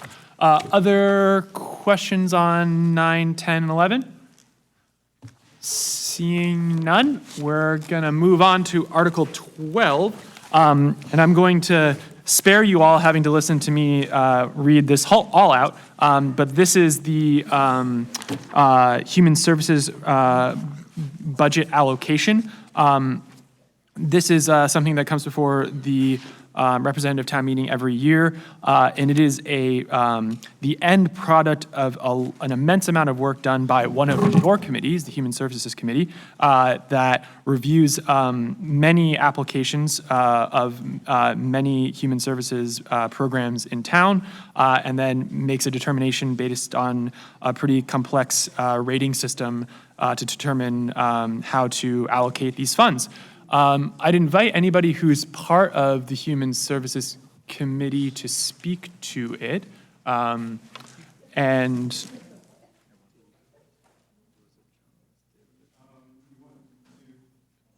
I don't need to put you on the spot if you don't want to speak to it. I just wanted to. So the committee meets from September through December. And we review the process, look at the applications, look at the application itself, and look to garner as much information as we possibly can. The applications are then sent out, are actually requested by organizations at the end of kind of the middle of October, early October.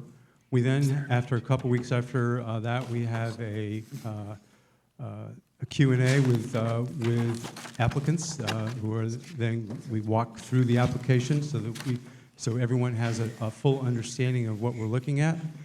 Once we receive all the applications, we then begin at the kind of end of October, beginning of November, and we meet on a weekly basis for probably 3 hours at a time, and we review each individual application.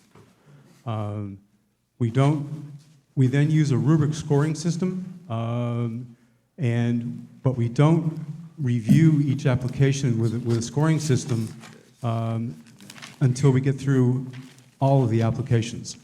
So that we then, at our last couple meetings, will go through and using the rubric system, each committee member will go through and will come up with a score.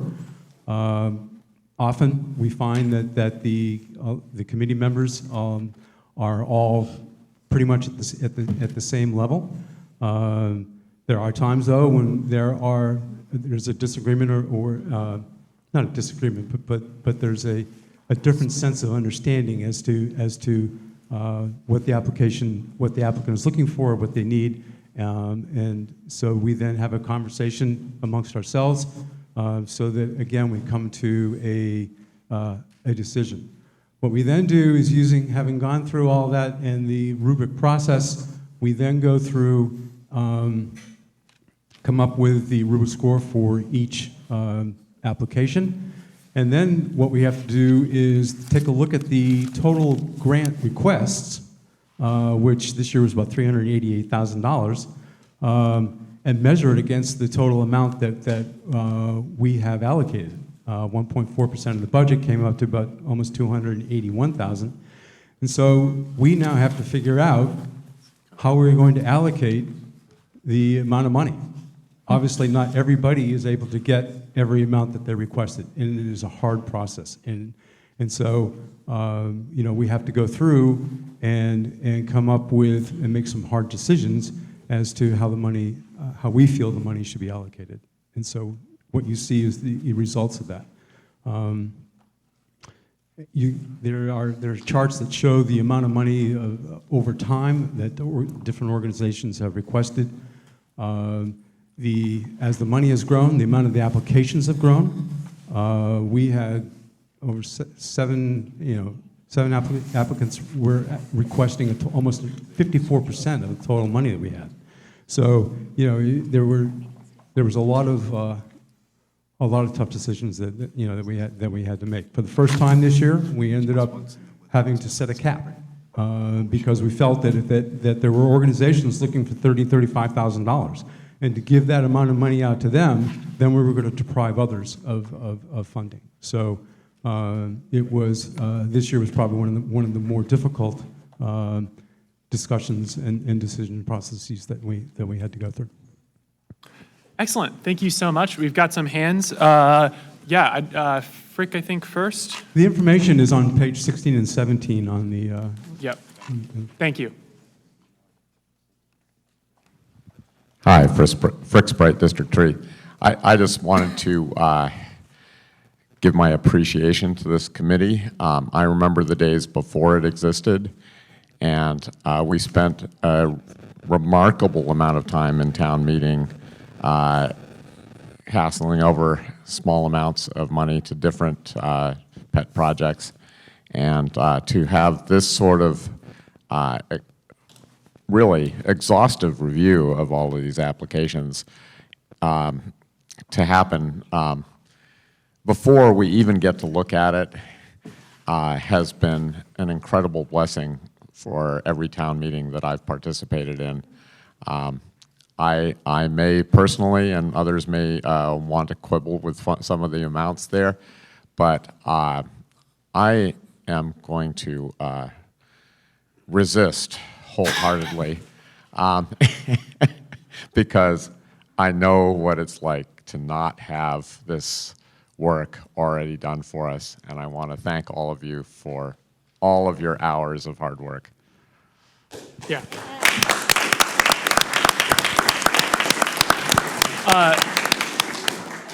Thank you very much for that, Frick. And before I pass it to Aaron, I actually wanted to say that same kind of sentiment was one of the reasons why, as part of the agenda setting committee of the select board, I and Daniel decided not to put the Human Services Funding Committee's work before the select board because it's not our decision, it's RTM's decision. And so instead of trying to kind of go through it like we have in years past, we decided to let their work speak for themselves and for them to be available here and then obviously on Saturday to speak to their good work and not force them to present to the select board.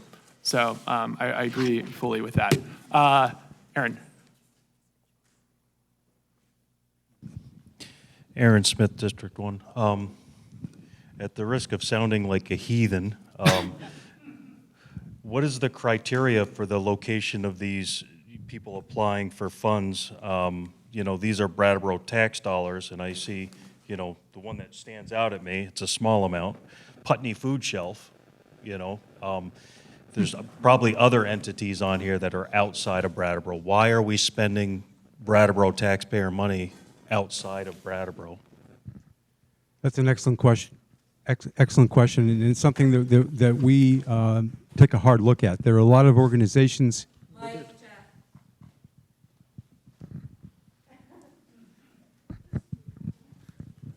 There are a lot of organizations you'll find on that in fact are not specific Brattleboro organizations. And so one thing that we look to do is to make sure that the funds that we are donating or providing them in fact, go to Brattleboro residents. In the case of Putney, that was a question that we put to them, and we took a look at the number of Brattleboro residents, in fact, utilize their facilities. And I think that there are a number of food shelves around, and the people that go to those facilities are not specific to their town, and each of those groups stress that they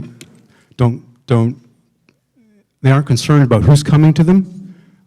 They're concerned that people are coming to them, and they make sure that they're able to give them food. And the one thing that we have asked, for instance, Putney originally applied, I think 3-4 years ago, I can't remember exactly. And that was a question we put to them. And they couldn't tell us how many people from Brattleboro actually came to them. And they did not get money that year. But subsequently, they have come to us, and they have shown us the amount of Brattleboro individuals who do come through. And so they are helping our folks. Yeah.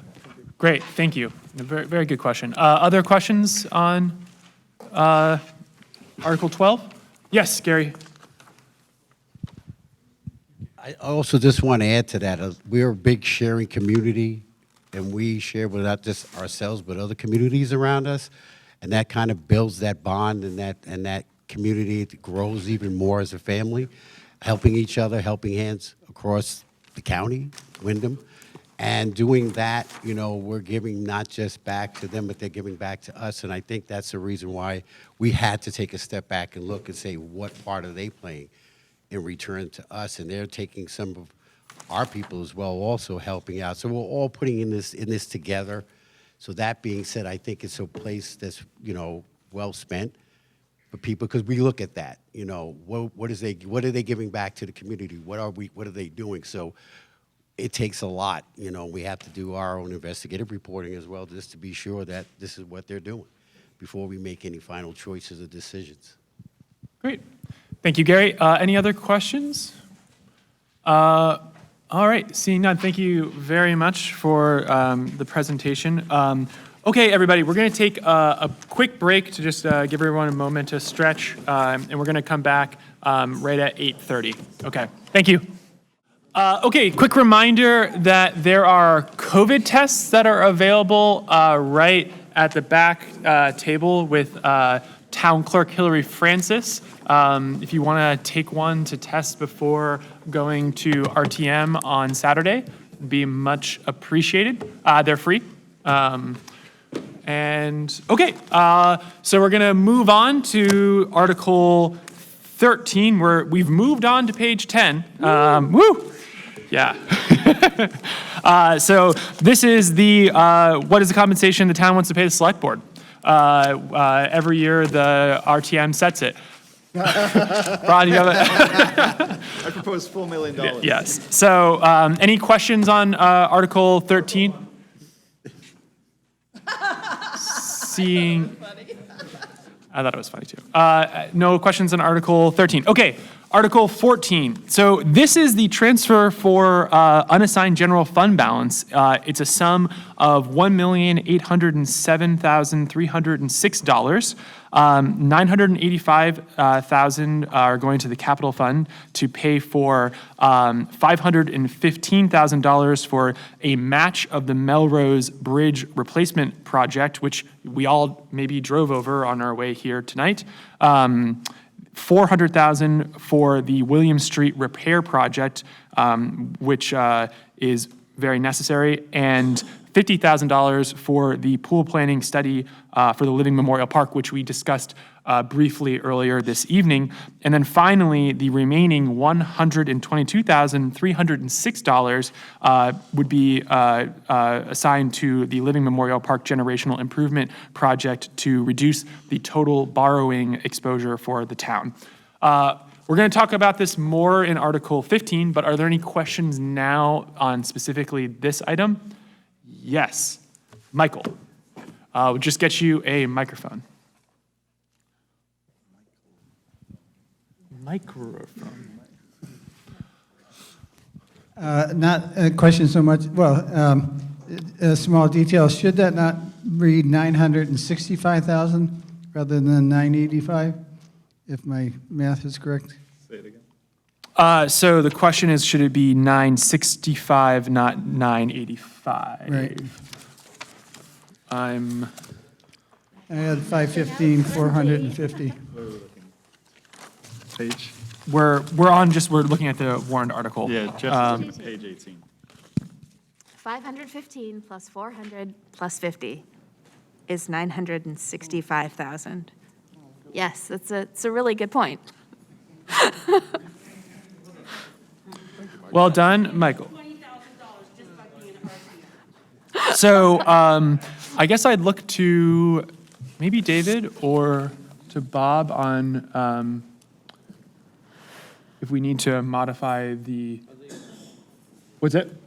For purposes of Saturday, we may want to modify the motion to make sure our math is correct, but we can work on that between now and then.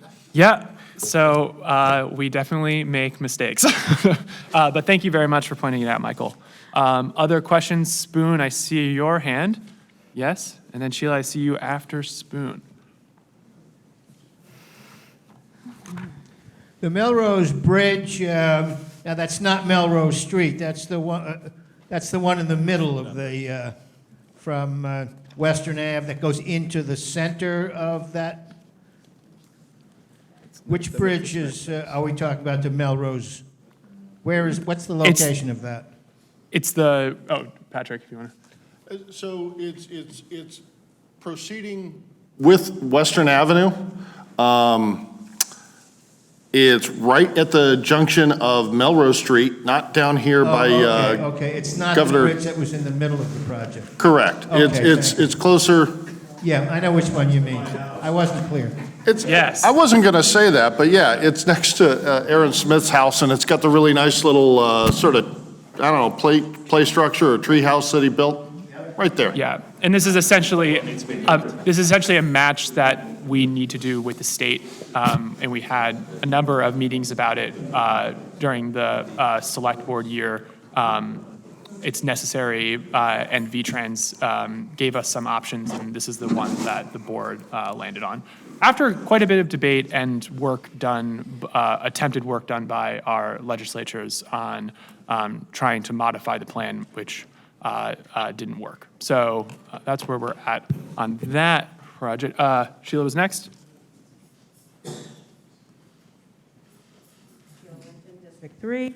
I'm just kind of curious what the $50,000 for the pool planning study is, what that really means and what that entails, and is that something that would go out to bid? And then the other question I have is the 122.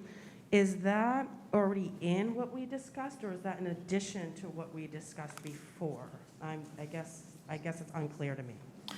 Okay, so I guess I'll tackle the pool planning one, and I'll have Carol speak to it probably a little bit too.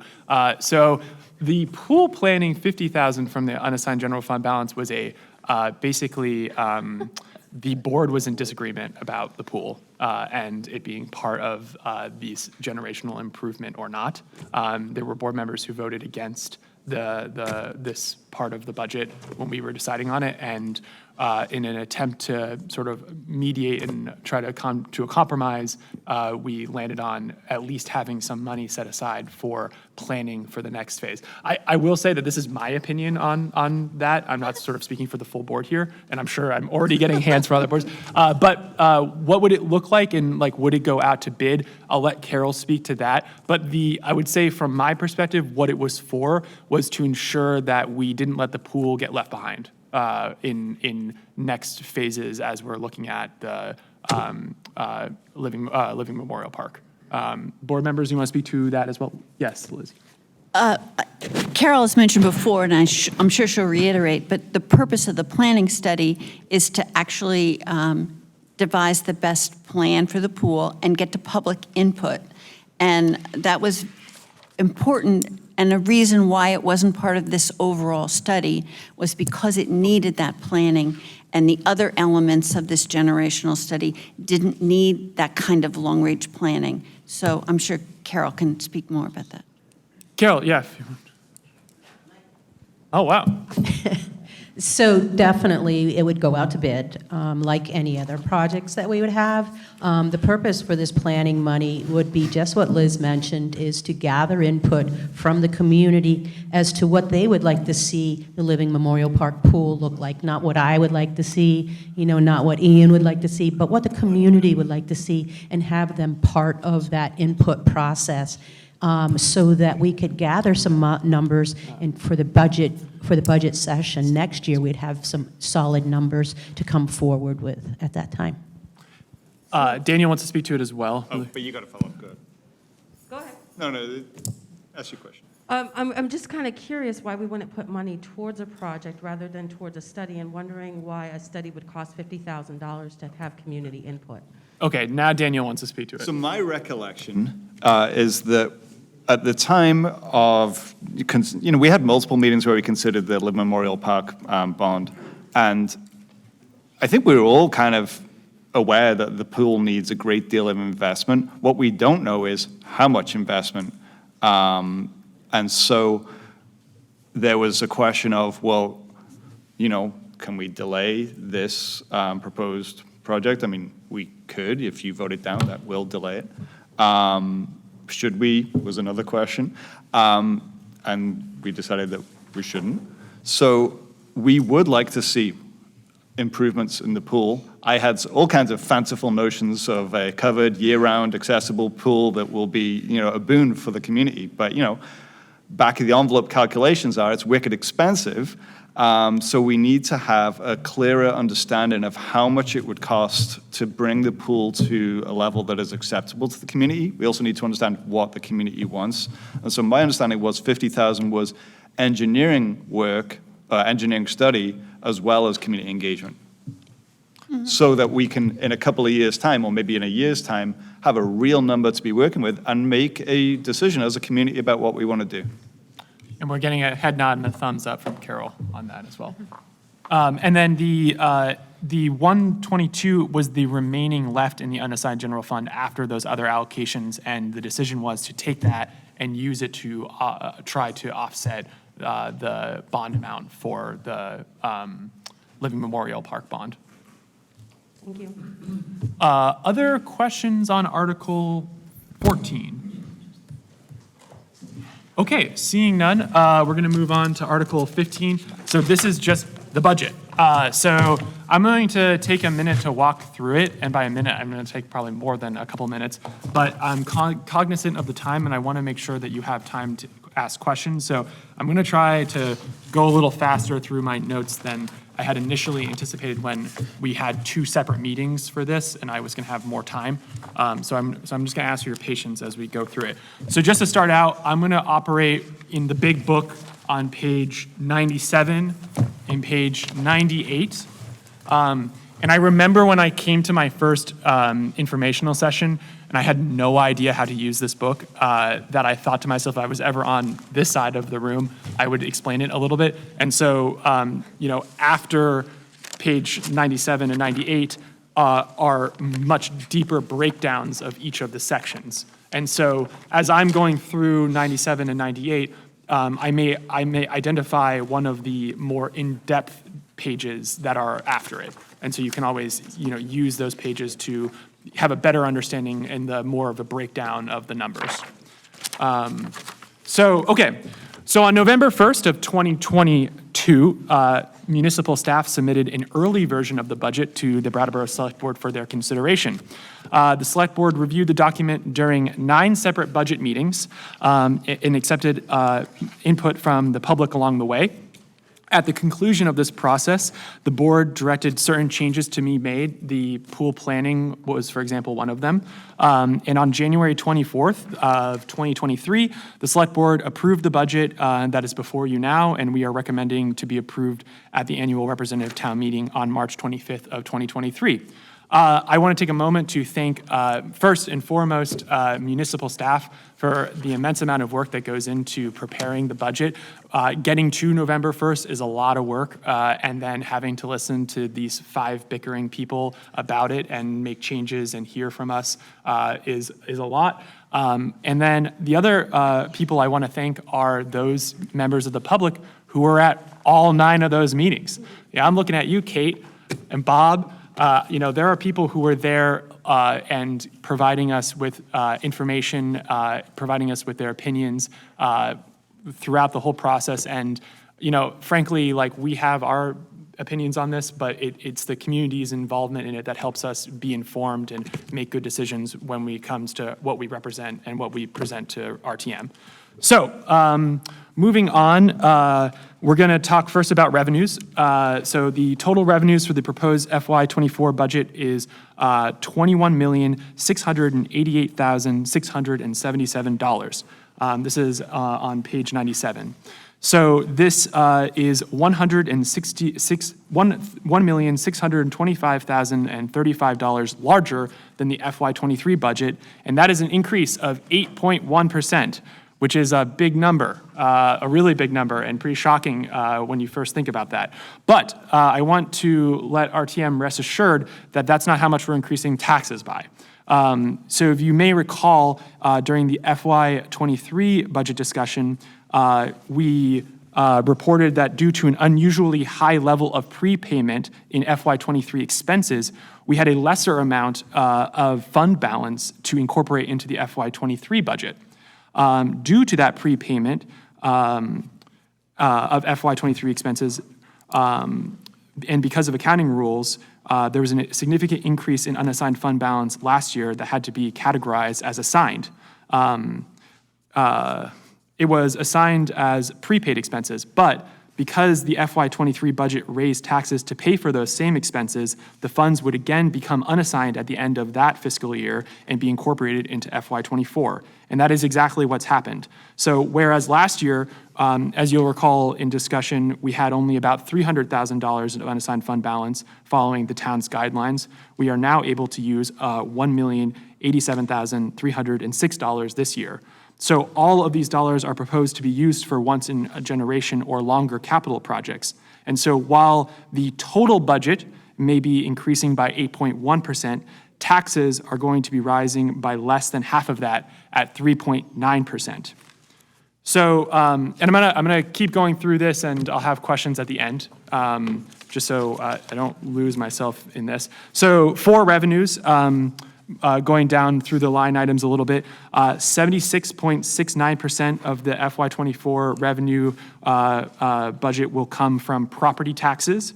That's going to be a decrease of 3.1% from the FY23 79.79%. Together, the two local option taxes combine to address 7.1% of the total revenue, up from 6.9% of the FY23 budget. Meals and rooms are forecasted to increase by 20.3% above FY23 budget, or 5% of the FY22 actuals. And that's how we do it every year, because we don't have the last year's actuals yet. We used 2 years ago and do 5% more from there.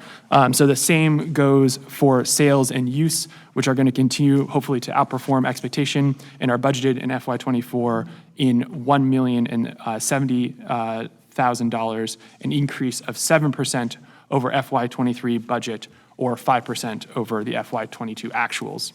So moving on, many of the revenues are going to stay largely flat year to year, but there are going to be some exceptions.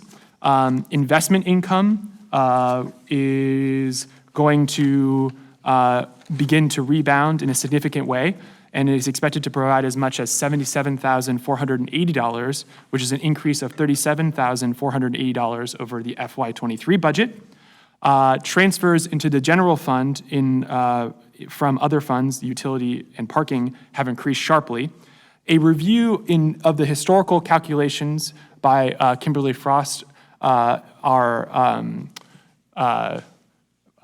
finance director, and have identified that there's a need to include general fund compensations for new expenses such as human resources. This is partially because the HR department hadn't existed as a department during the tenure of our last finance director. As noted, the use of fund balance is set at $1,087,306.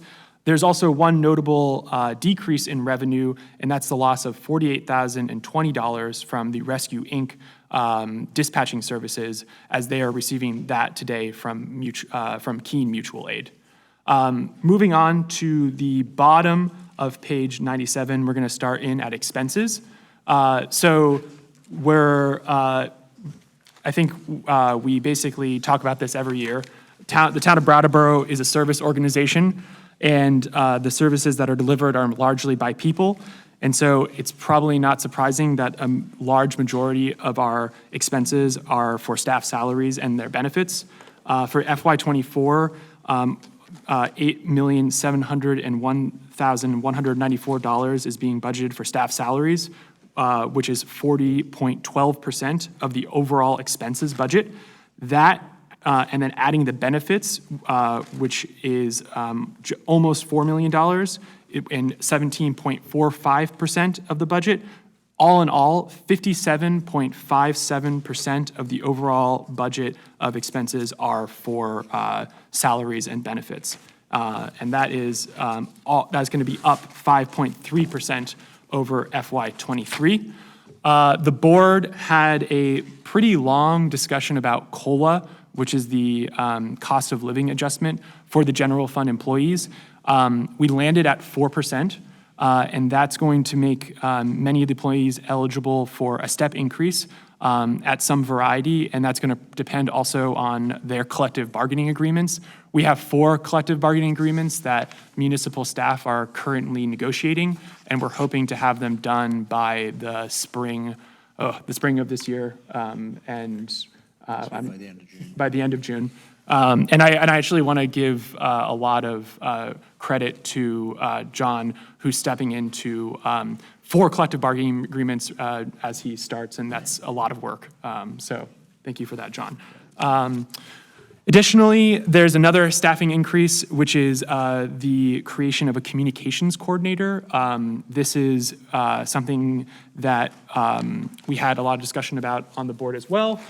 It kind of came from 2 years ago when we talked about the website, and you all gave us money to improve the website and do a redesign. And through those discussions, we, as a board, decided that it made sense to have an individual devoted to maintaining, updating, and providing information to the community through the website, and taking information from all corners of the municipal government and pulling it together into one coherent message in the website. This is kind of something I'm proud of, because as I've seen as chair this year, basically the way that citizens interact with our government is just moving more and more online. And so having a website that actually works well is just really important, and I can't speak enough for how much I think that this position is important. And we have had a temporary individual working in part of this role as helping kind of with the rollout of the website, and we're already seeing the benefits of it with an increased presence online and social media, and newsletters going out to the community, and also newsletters going out to municipal staff. So moving on from that, we're going to be at benefits. So the cost proposed to increase by $172,290, or 4.8% up from FY23. This is an incremental annual increase in Social Security and retirement costs, and the most significant impact is felt from the town's health insurance program.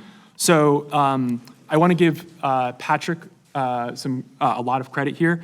When Blue Cross Blue Shield came to us in August of 2022, they told us that the increase was going to be 14%, which is just absolutely phenomenally high, and would have really had a pretty massive impact on us. But Patrick, working with the Richards Group and with Blue Cross Blue Shield, we're able together to come up with a creative solution to basically have one change to our health insurance plan, where every municipal employee needed to identify a primary care physician. So just like who's your primary care doctor. And with that change, we were able to negotiate down to 6.7% increase. So while still high, Patrick, do you? I really appreciate the shout out, but we wouldn't have been nearly as successful without Sally Nix, our HR director, and Kimberly Frost. This was not like me scoring a home run. We had a team. I appreciate that too, and I'm probably going to miss a lot of thank yous as we go through it, but yes, thank you, Patrick, for identifying that. So we're at 6.7% increase. Okay, so now we're moving on to departmental expenses, which is we're on page 98 now. So for everyone following along or trying to, departmental expenses are everything that aren't people. So people are the employee expenses. Department expenses are everything else, equipment, sand, all those things. So the town manager's office, assessors, planning, facility maintenance, dispatch, there are not going to be any new increases in those departmental expenses. Finance is going to drop by 40%. That's because we are removing the payroll function from finance, and that's going to be moving over to human resources. We are doing that as a recommendation from our auditor. So that means that, as you would imagine, human resources is going to be increasing by 46%. That's incorporating the new software that's going to go into the timekeeping and payroll subscriptions that are necessary to do that work. Other departments are going to have modest departmental increases. Library is looking at $3,750. That's for heating, fuel, books, and digital subscriptions. Fire is looking at a $17,480 increase. That's for training of new officers, heating fuel, and another additional increases in gasoline and diesel, which we're seeing have pretty significant increases in this economy. Finally, there's also a need for, we're beginning to see a need for building maintenance and repairs that are required for the newly renovated spaces. Also, there's need for expense on the medical oversight that arises not from any kind of EMS transition, but instead because of our change from our AEMT status to paramedic status level. We've got the chief and AC Kier here to talk about that more, but basically we're applying for a paramedic level license. We got it in June of 2022. And with that paramedic level license, it requires additional oversight that costs money. And as we do the phenomenal job that we do, that amount of oversight will decrease and the cost will decrease, or at least that's how I understand it. I'm seeing some nods over there. Okay, moving on to DPW. So that's where we're gonna get the greatest impact due to inflation, and that's because DPW works in lots and lots of stuff. Material, so this is hot mix, diesel, gasoline, basically petroleum products are really expensive. Also, we are looking at a need to train new staff because this last year, Brian King, Steve Ferris, and Al Franklin each retired. And together, those three individuals provided 116 years of experience and service to this community, which is really pretty phenomenal. And so, yeah, we've got newer people in the town and in DPW, and so we need to provide some training there. Another thing to note, another discussion that the board had was to increase the line item for the RRFB pedestrian crosswalk signs. These are the ones when you push the button and they blink. They were originally budgeted for $10,000. We've increased that to $40,000. It costs about $10,000 to replace one. We wanted to be able to replace at least 4. One question was, do we have the staffing and equipment to do 4? And do we have 4 in town that we can actually do the replacement? The answer was yes and yes, and so we said, yeah, let's do it. Yes. It's not replace, it's add. Oh, I'm sorry, not replace, add. Yeah, so we're going to add them to, I appreciate that, thank you. So we're gonna add 4 instead of 1, and that's because the town and the select board are committed to pedestrian safety. And if we knew there were 4 places that needed this, we're gonna make sure that we funded it to make sure they're there. Okay, moving on to recs and parks. That is gonna be increasing expenses up $17,610, and that's 5.8% increase. And again, this is heating, fuel, building repairs, telephone, gasoline, diesel, tree program care, basically everything that Parks and Rec works with that costs more money because of inflation. Police, there is going to be a notable change in their budget line item, which is that there's a reduction of $119,774. But this is not really a reduction. Instead, it's we're reallocating monies from the and moving them to other places in the general fund. So that's going to be project care, and which is reallocated to auxiliary services, and the community safety fund, which has been positioned with other transfers out at the very end of the general fund budget. And so, in short, the police department departmental expenses have maintained basically a flat level. So keeping on and moving down to general, so that's about 3/4 of the way through the page, and I'm almost there. So I'm sorry, everybody. So the FY24 general line items are going to be dropping this year by $279,485, or 6.5%. And this is the net impact of many small changes, but also a couple of large ones. The most significant one you see is the risk item, and that's going to be dropping by $121,000, or 16.4%. And that's because the town has been employing better best practices when it comes to our workers' compensation. And because of that, the town has a much better positive experience rating. And so our insurer basically gives us a better coverage because of our positivity rating. And that's simply been due to better practices employed by our municipal staff.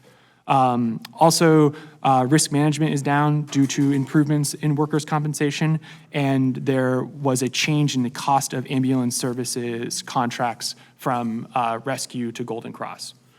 We're going to move finally on to transfers, and that's, so there's a couple of things to look at here. Community safety has been included at a level of $50,000. There was a transfer, and so we talked a little bit about this, the Global Warming Solutions Fund, which has been renamed to that. We are maintaining funding at $70,000. And then there's going to be $122,306 transferred to the Living Memorial Park Improvement Fund. And this amount, along with the $150,000 from the Global Warming Solutions Fund, together will help to reduce the borrowing for the Living Memorial Park Fund from $4.3 million to $4.1 million. Finally, I want us to all take a look at page 118, which is the transfers to capital.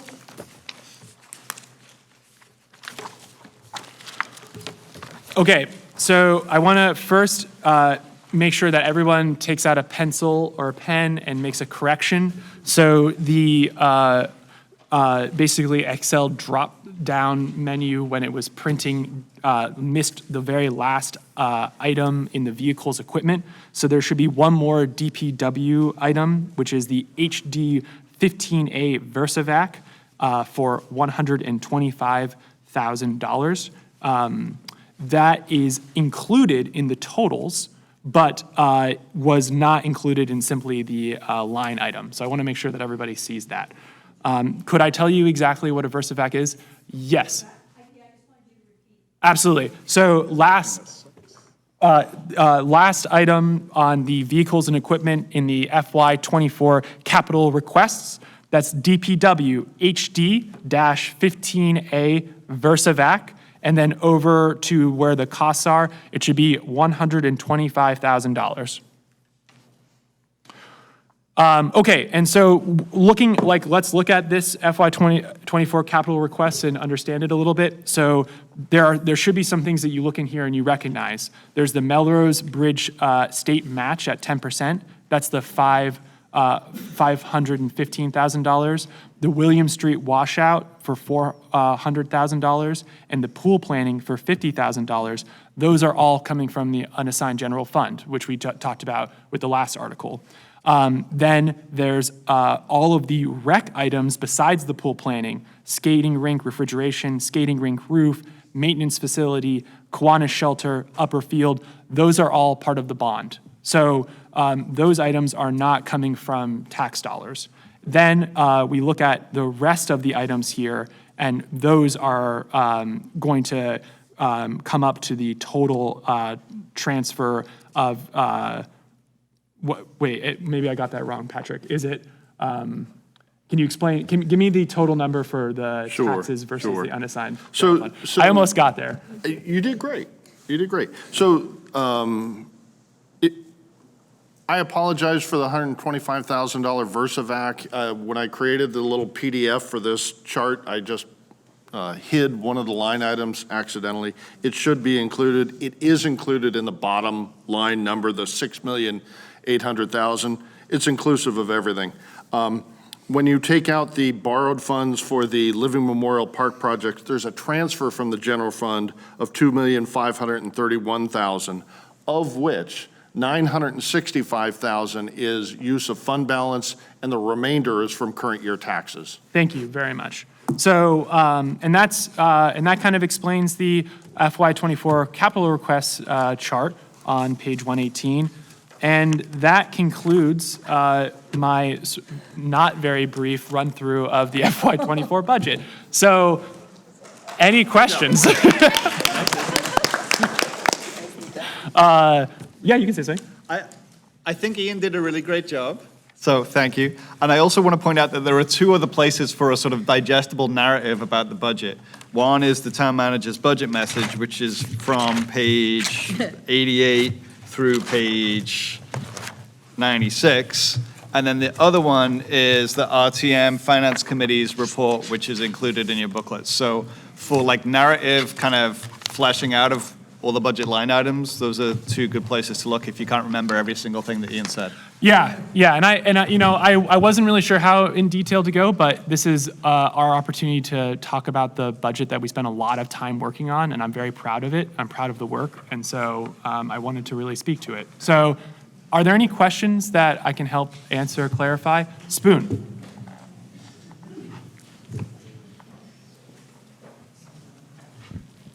I lost the page it was on, but there's a line in there. It's under town managers or something, budget payment in lieu of taxes. And Page 1. I assume, if I remember right, that's the money that the nonprofits who are exempt from taxes voluntarily pay anyway, just kind of a token. But I was kind of disappointed to see that that has not increased in the 5 years that's shown on here. And seems like, are there fewer nonprofits, or do we need to do some arm twisting, or what? I mean, it should be running about, you know, maybe 30,000 more if it was keeping pace. So that's, I just mentioned that. Okay. I do hope, if I'm trying to understand, when you were explaining what the tax increase will be, it was not going to be the same percent as the increase in the budget. Correct. It was going to be less. Correct. But will that number be, that tax rate be affected, and how will it be affected by the bonds if they are passed? And I think it says in there somewhere that would add about 3 cents to the tax rate. But I do wish that tomorrow, when you talk about the bond, add what the amount that that bond will add to taxes. Tomorrow, you mean Saturday? Yeah. Thankfully, I don't have another select board meeting tomorrow night.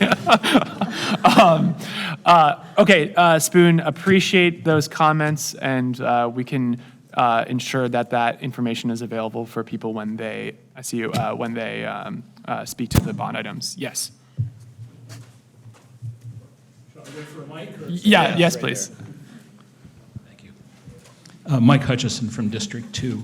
I just noticed, speaking of the same section that Spoon was just referencing, that in the budget summary on page 97, yes, I don't think it says anything about the revenues from the town manager's office, including the investments. The detail is there on page 99, but I don't see reference to that in the summary. So if you could point it out to me, that would be great, or perhaps there's reprinting to do. Oh, I definitely can't point out to you, so I'm looking here. Mr. Hutchison, is your question from the detailed budget on page 99, there's 259,000 in revenues, and where are those on the summary? Yes. Okay. Everywhere. I can absolutely get you an answer to that. I don't think I can do it off the top of my head, but I can try. Investment income is going to be I'd rather not. Can I either email it to you or bring it Saturday? I will have you an answer for certain. Okay. You had made reference to the increase in investment revenue. Yes. Yep. Didn't see that in the summary. Yeah. But in the detail. Yeah. No, much appreciated. Other questions on the budget? Yeah. Yes, Michael.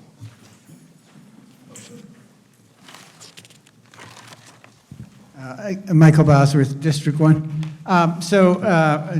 There's a lot going on as far as the fire department. And so just for clarification, the number of positions in the proposed budget does not, at this point, include any more. As we've been recommended to get 3 more fire. The budget does not include those 3 at this point. That's correct. But you're wrestling with that, the next select board will wrestle with that a lot. I actually, I want to let you finish your question. Yeah. And if we do that, how to pay for it, out of what funds, et cetera. So I'm relating this to something that the Finance Committee brought up about the police budget, where for a number of years now, we have not had nearly as many police officers as there are in the budget. And why do we continue to do so, especially when there's, in my mind, every indication, everybody, throughout the state and elsewhere, people are not being able to fill the positions. I'm not against having more police officers than we do. I think I'd like to see that. But why do we budget for so many more officers than it seems likely at all that we'll have at any time in the near future? And is that a way to subsequently fund new positions in the fire department? But just sort of thinking off the top of my head. Yeah, I think I can at least speak to just give clarity on the 3 firefighters. The board last night voted 3-2 to use $350 of ARPA funds to fund the 3 firefighters basically from today through the end of FY24. So there was talk about it being RTM discussing it, but the board eventually landed, at least a majority of the board landed on using ARPA funds for it. So just to clarify, it's not really something the board is continuing to discuss unless RTM were to act on it, and then I think the board would need to discuss it again. As for, I don't really feel, John, if you want to speak to the police budget. So we currently have 16 officers on staff. We have 9 in the pipeline to go to the academy in August. So by next year, we should be very close to full staffing at 25, and we'll need that funding in the police budget to support those officers. Yes. Thank you. Yep. David Lovenbach, District 3. This is information. There will be an amendment offered to increase the general fund budget by $350,000 to cover the 3 firefighter staff addition. And not information, hope that there'll be good support for that. Yeah, it's not information. Other questions, comments, information? Yes, Bob. To your right, or to your left, sorry. Stage right. My right. So you indicated that there was a reduction in the auxiliary services line, and that was because it was the move from rescue to Golden Cross. So if in fact that you decide that rescue may have been the better option, and you need to go back to rescue, where will you find the difference in the money for that line? You want me? Yeah. So the plan that the select board approved last night would have us address that question in fiscal year 25. It would not be an issue in fiscal year 24. And the board went back and forth on whether to allocate for what the rescue contract was or what the Golden Cross contract was. We decided to go for the more conservative number so that we're taxing residents at the lowest number possible. But we had some discussion on it to try to decide what the best solution was. Yeah, other questions? Come on, you guys. You must have done a really good job. All right. Well, in that case, we'll move on to. Okay. Talking back to my articles. Okay, so we're going to move on to Article 16, which is okay, so this is a ratification of expenditure of $87,731 for the purchase of portable radios in the FY23 Brattleboro Police Department. This is, John, do you want to speak to this briefly? Oh, no. I'm going to confuse this. Yeah, you'll be, okay. Patrick, I think you know this. Yep. So if you look in the capital request, there's $140,000 set aside for police department radios in the fiscal 24 capital plan. However, based on a very compelling presentation by Chief Norma Hardy last fall, we learned that the existing handheld radio systems were frankly failing and that officers were unable to effectively communicate with dispatch, putting their lives and the lives of others at risk. And so the board authorized an emergency expenditure of $87,731 for a portion of those radios. With this article, I believe we are asking for RTM's ratification of that early purchase. Any questions on Article 18, or on Article 17? I apologize. 16. Oh, man, I'm clearly getting a little tired. Article 16. Yeah. Yes.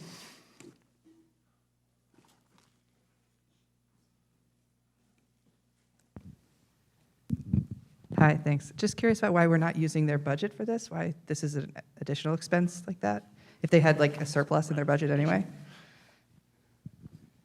Question was, why didn't we just use it from the budget instead of, you want to repeat the question? Yes, so in the police budget, the police line item in the general budget, they had a surplus, and I'm just wondering why we didn't use their budget for this expense, if it's a police expense. I'm really sorry. My ears are not what they used to be. So in the budget, there's a police, right, the police budget? Yep. There's a surplus This is a. that was allocated elsewhere because it was surplus. How come we didn't use that for the police radios and police equipment? That was my question. So this is a capital purchase, so it's coming out of the capital fund, and what's being requested is not so much, it's ratification of buying it early. So we in effect, sort of borrowed from our future selves. And it is this body that, that authorizes capital acquisition, so.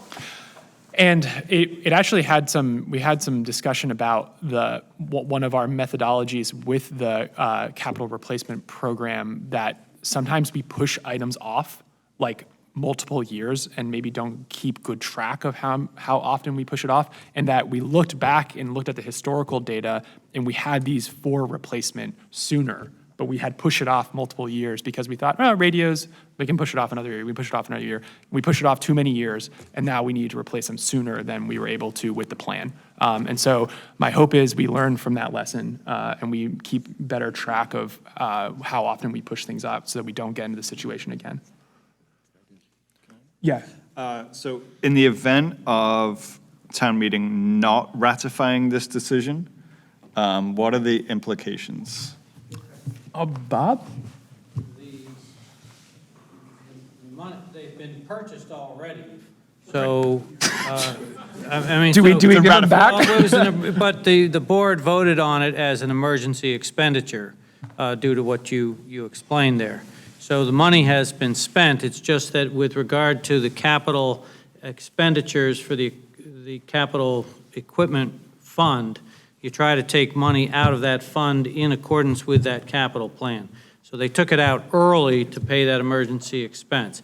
If it's not approved, it's the money's already spent, it's just your capital plan is that much less, I guess, at that Yeah. point. Okay, thank you, Bob. Other questions on Article 16?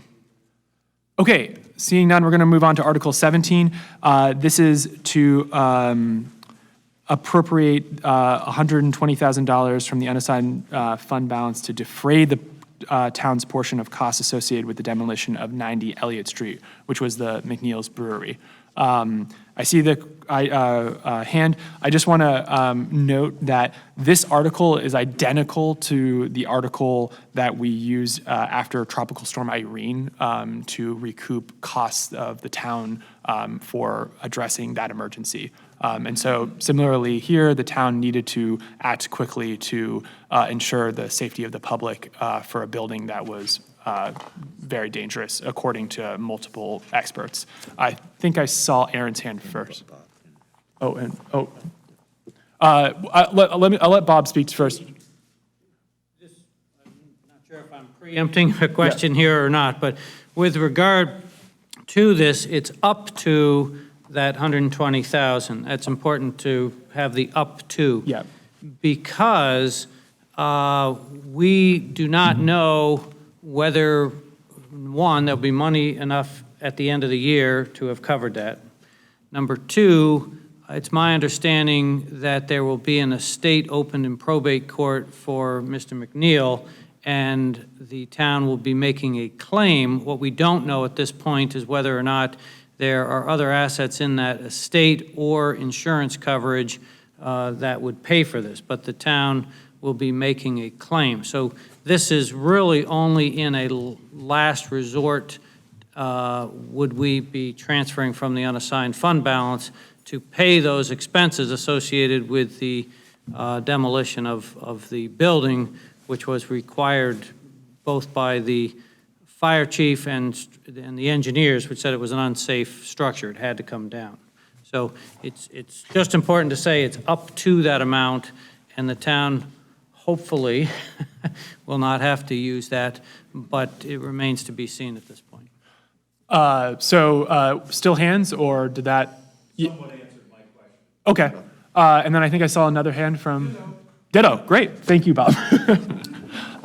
Yes, let's just get a microphone to you. Just to get a microphone really quick. In the event that we can't recapture any of that cost,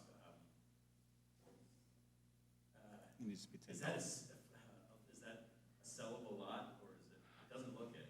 I'm just wondering if it belongs to the town, we recapture some funds selling that piece of real estate.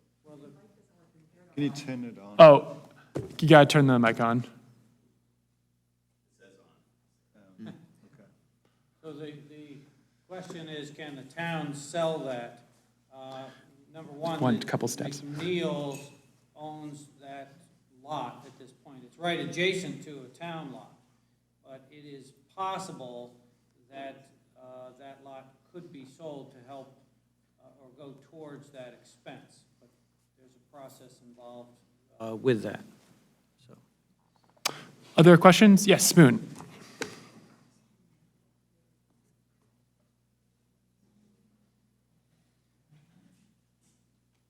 Walking down the street one day with Mr. Ozer, he reminded me of another fire that's in the queue. And I was wondering maybe the fire chief might address this, the sportsman's. I'm not really sure how germane the question is to it. To this article? Yeah. Is it related to this article? Yeah. Speaking about another property. Yeah.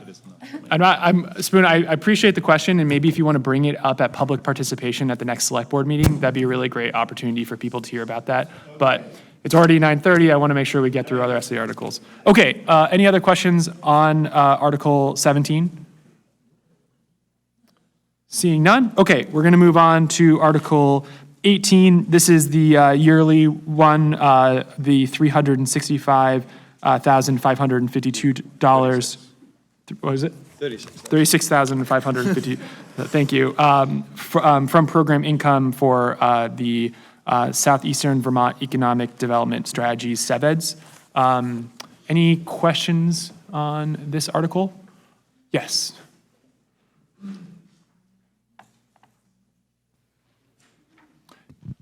Okay, so Ruben Garza, District 3. I do realize we do have somebody from BDCC here. Yes. Alex Beck.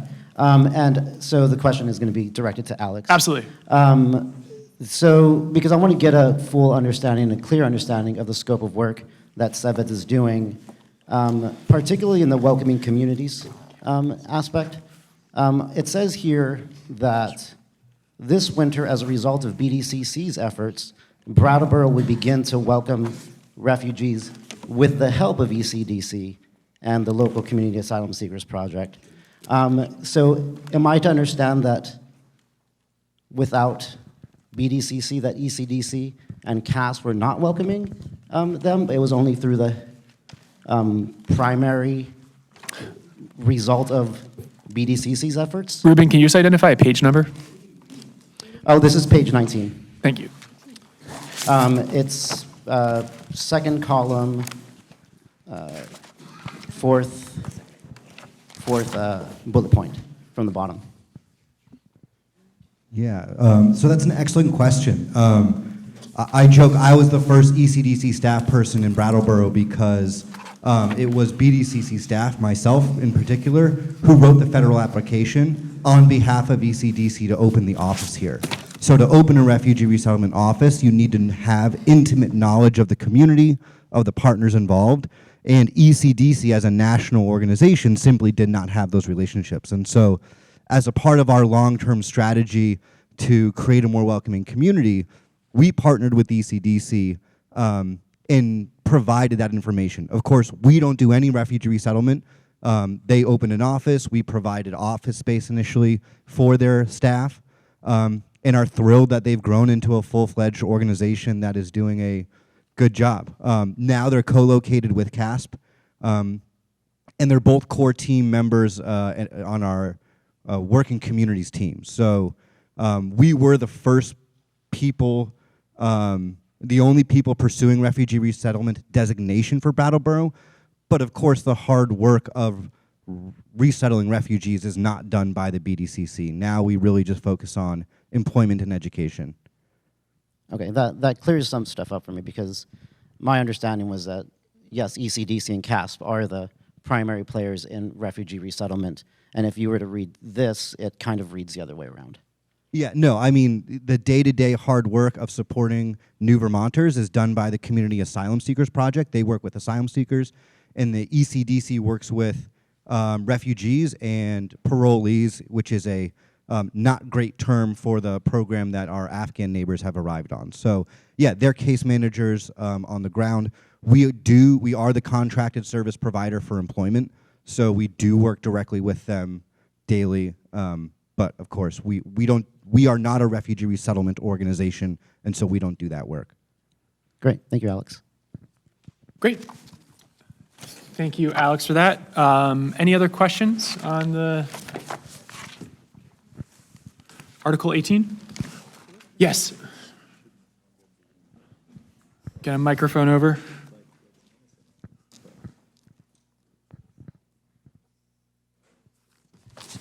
I'm just appreciating the opportunity to ask because I've been curious about this one for a few years and I've just been online, so this is helpful. With all respect intended to the program. Oh, okay.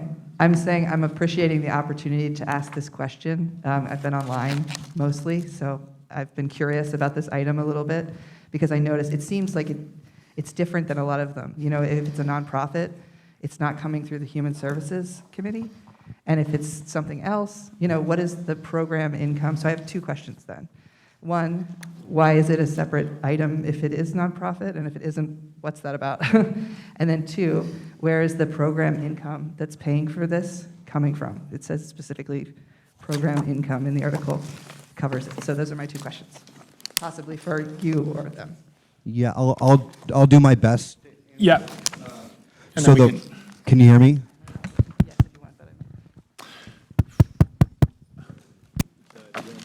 Do you want to come up to use one of these?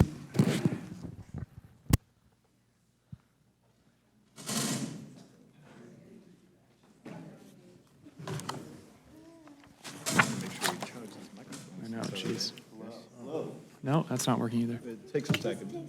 Yeah. No, it's a great question. Hello. Okay, so my understanding is that, so the program income is from the revolving loan fund that the town operates. And so the general idea is that because our organization is charged with the economic vitality of the community, that we should draw from the funds of the returns on that program income. So in the way, in theory, it works is that if this is a good community for businesses to thrive, then they will repay their loans. And then the money that the town makes on the repayment of those revolving loans are reinvested in the economy through this fund. And so that is a interesting long-term question we can look at, especially when the organization focuses not only on businesses but people. But right now, that's really the operating understanding, is that with the strength of the economy, that income will grow. And then therefore, that's a source of funds that we would use to do more economic development. Daniel? I just want to kind of remind folks that this fund is like, would we say federal pass-through money, not tax money, from Brattleboro at least. And so, you know, it's used for two things, economic development and housing. We actually voted to use $50,000 of it towards housing work that's happening at Winston Prouty last night. And so I think it's been said most years that I've always found program income to be an unhelpful label for this fund. It's kind of confusing. It's the community development block grant.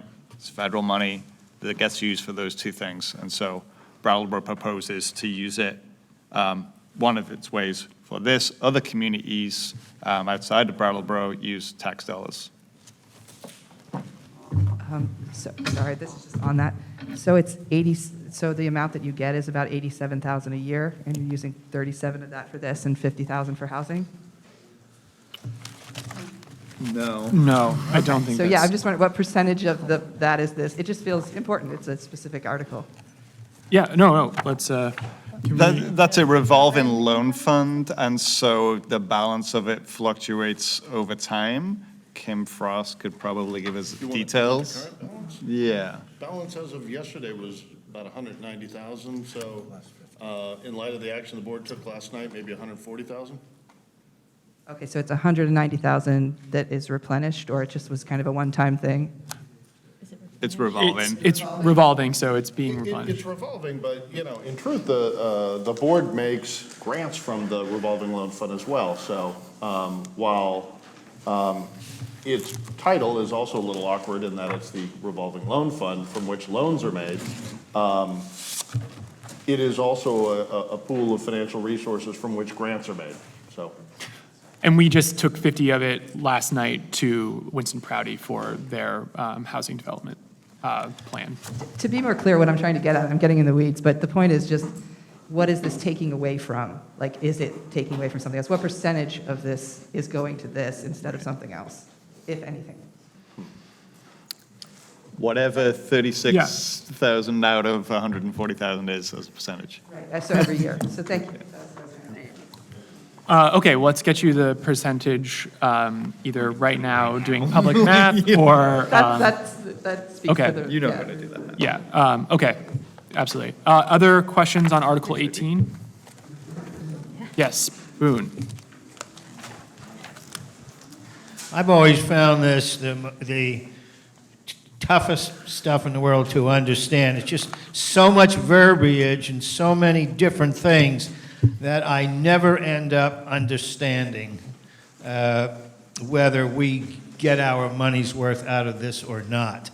I know BDCC and SEVEDS exists to improve the economy. And I haven't seen any reports that the economy has been improving. So how do we go about measuring whether this contribution every year does much good. There was a year, I don't know, 4 or 5 years ago, I had made an amendment at RTM that when BDCC or SEVEDS comes to the town, hat in hand, that they bring with them an annual economic report for Brattleboro. So at least we get something. At least we have measurements every year of how things have changed and in what way. But that never materialized, and it's partly, therefore, partly our fault for not pressing them on it and making it happen. Is there a question for? Well, the question is the town aware that there had been an amendment that asked SEVEDS to bring an annual report, an annual economic report? There was one that they did in 2014 for the region, which I thought would be an excellent model for what they could update every year. Could the town find out why that hasn't happened, and can it start happening? Yeah, we can definitely find out. And also on Saturday, we can talk to. We could ask it again. Yeah. Yeah, and I don't know if you want to speak to it further.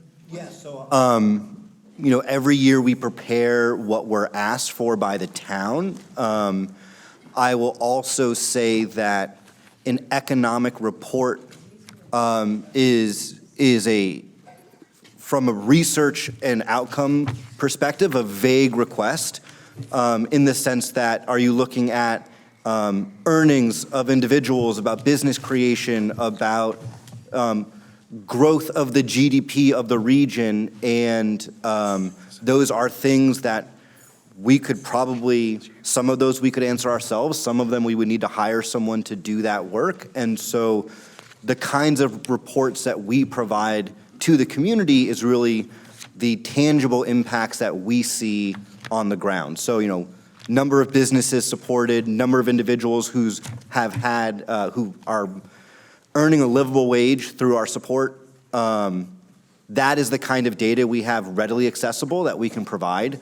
The reports we do, like the comprehensive economic development strategies, those are a multi-year endeavor to undertake. You know, it involves community engagement of all of our towns in our region, but I think with explicit guidance, just a little bit more explicit than an economic report, we'd be happy to provide that information. But again, this is, you know, what we provide. So yeah, I mean, again, specificity is something that you can ask for, or the board can ask for, but it's not, you know, stuff we know. I mean, you know, 80% of new Vermonters we've supported have jobs, but we haven't changed the unemployment rate of our region because that's a negligible sum based on how we measure the economy. And some of those metrics are useful in terms of how we're doing, and some of them aren't. So I would say if the community wanted to direct the kind of information provided every year, we would love that input, because that's stuff that we would focus more on tracking. Great, thank you. Okay, well, yeah, if you want to speak briefly, but then I'd like to keep moving on. We have, for many years, asked for such a report, and we received such a report, but this year it's not available. So we have the opportunity on Saturday to give you the specificity that you need to give us a useful report in the next year. Great. Okay, unless there are any other questions, we're going to move on to Article 19, which is the whether RTM will allow for townwide reappraisal. And I'm going to invite up our town assessor, Jennifer Burnell. Should I just invite her to speak to it directly? Yeah. Jennifer, you're willing to speak directly to it? Sure. Hi, everyone. So the state mandates reappraisals for towns when a CLA, which is a common level of appraisal, reaches 85% or goes above 115%, or the COD, the coefficient of dispersion, is reaches 20%. The assessor's office did research on whether the state was going to mandate us or not, and we anticipated that they would. The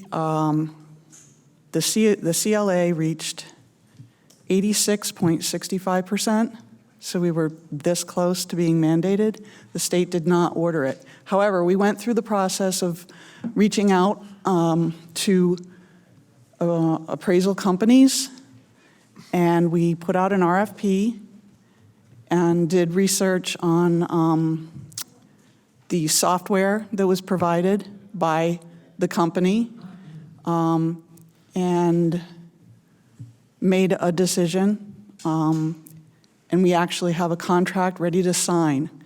However, because we were not mandated by the state, and in your charter, it is written that it needs to come to representative town meeting if RTM deems it expedient to do reappraisals, townwide or statistical. And so for that reason, the article has been written. We do not feel that it is wise to postpone this. We know we will be mandated next year. Our numbers just are going to reach beyond the 85%, and they're going to go lower. And the appraiser that we contracted with, which again, it hasn't been signed yet, but they're waiting to hear the answer so that we can sign it, cannot guarantee when they will be able to do this completion of the reappraisal if we put it off. He receives phone calls every day, as do the few appraisal companies that are available. And right now, they are able to complete this reappraisal for 2027. We couldn't get it any earlier. So if you have any more questions for that. Great. Thank you very much, Jennifer. Yes, question, Nielsen? Let's just get you a microphone. Hi, thanks. Could you just explain like COD and CLA? I don't understand, like in sort of plain language, what that.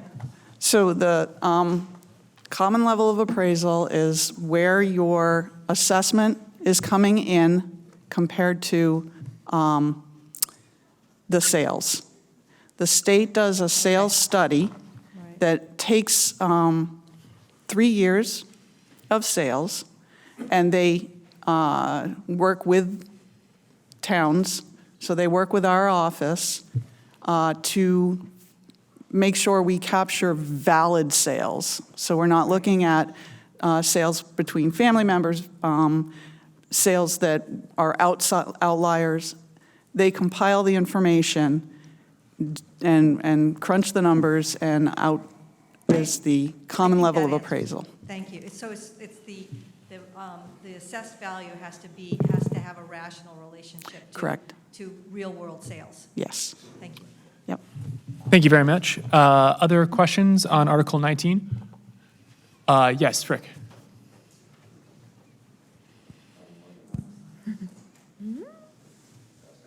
Hello? Yep. I guess that is. I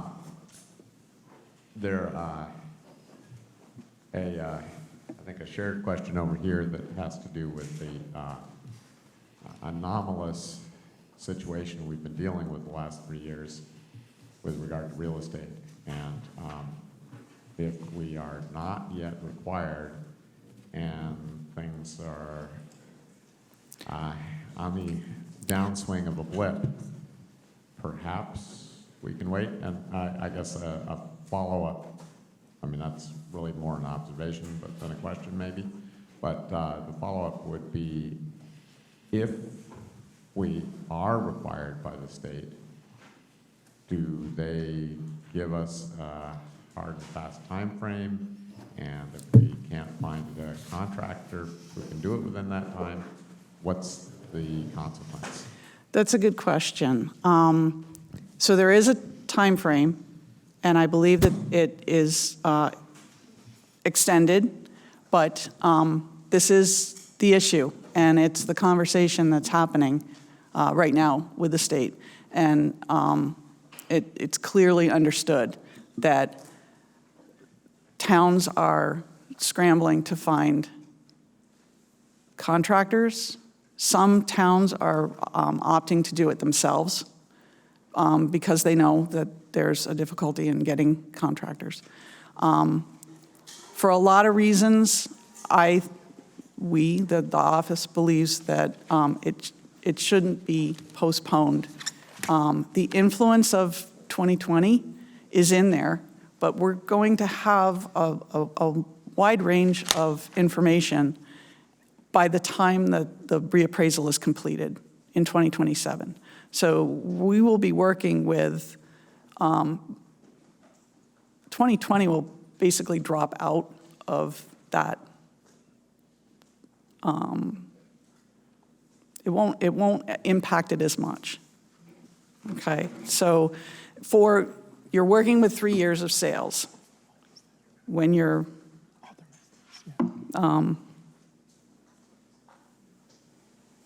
when you're doing your land schedules and all of the calculations that go into computing the values. So we'll have that information, but we work within more of a tighter scale. So that's sort of one answer to your question. The other question was the state's leniency. I don't think we've gone there yet, so I can't really speak on what the state will do. I believe that once you have a plan set, they know that you're in the process, you've contracted or are reaching out. If we lose this contractor, I can't answer right now. But they know that you're working towards a reappraisal. They will work with you. Great. Thank you, Jennifer. Daniel? Oh, yes. I just want to add just a little context to that, if I can, because they're based on the CLA, and what you're saying is an anomaly with the market having gone crazy during the last several years. There are, I believe, north of 160 towns that have been mandated to do townwide reappraisals. That is adding the burden on the relatively few appraisers that do this work on a statewide basis. So everybody's currently scrambling to contract with these appraisal firms for these townwide reappraisals. And so while the town is at 86 and it's not mandated this year, the assessor's office forecast for this coming year will be, from what they predict, it will be clearly under that 85%, and we will be mandated. So while we have a chance to contract with this firm now, that's why the administration is asking you to deem it expedient to do the townwide reappraisal at this point. And the experience of our assessor's office knew that we needed to get this resource quickly. There are very few individuals in the state and resources in the state to do these assessments. And so I want to commend Jennifer in getting this as soon as she could. And so while every other town is scrambling to get this, at the moment we have someone under contract. But if we don't approve this at RTM, then we'll lose that contract. and we'll be in this, potentially, and we'll be in a more difficult position when we are mandated to do it next year. Daniel, or Jess actually had. Yeah, I think it's important to mention too that we have been saving for this reassessment, and the contract that we have that could go in place this year is within that amount of money that we've saved and budgeted for.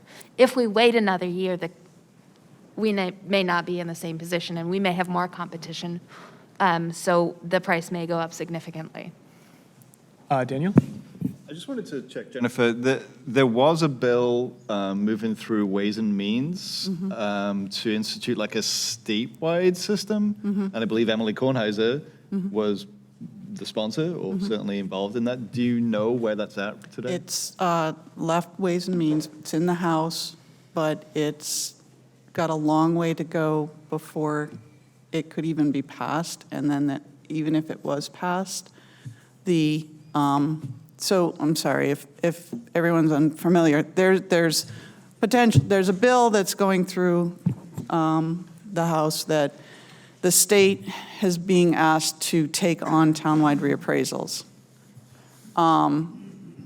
and more, but it has a long way to go before it even leaves and becomes a bill if it does pass, and then PV&R, Property Valuation and Review, have a lot of work to implement.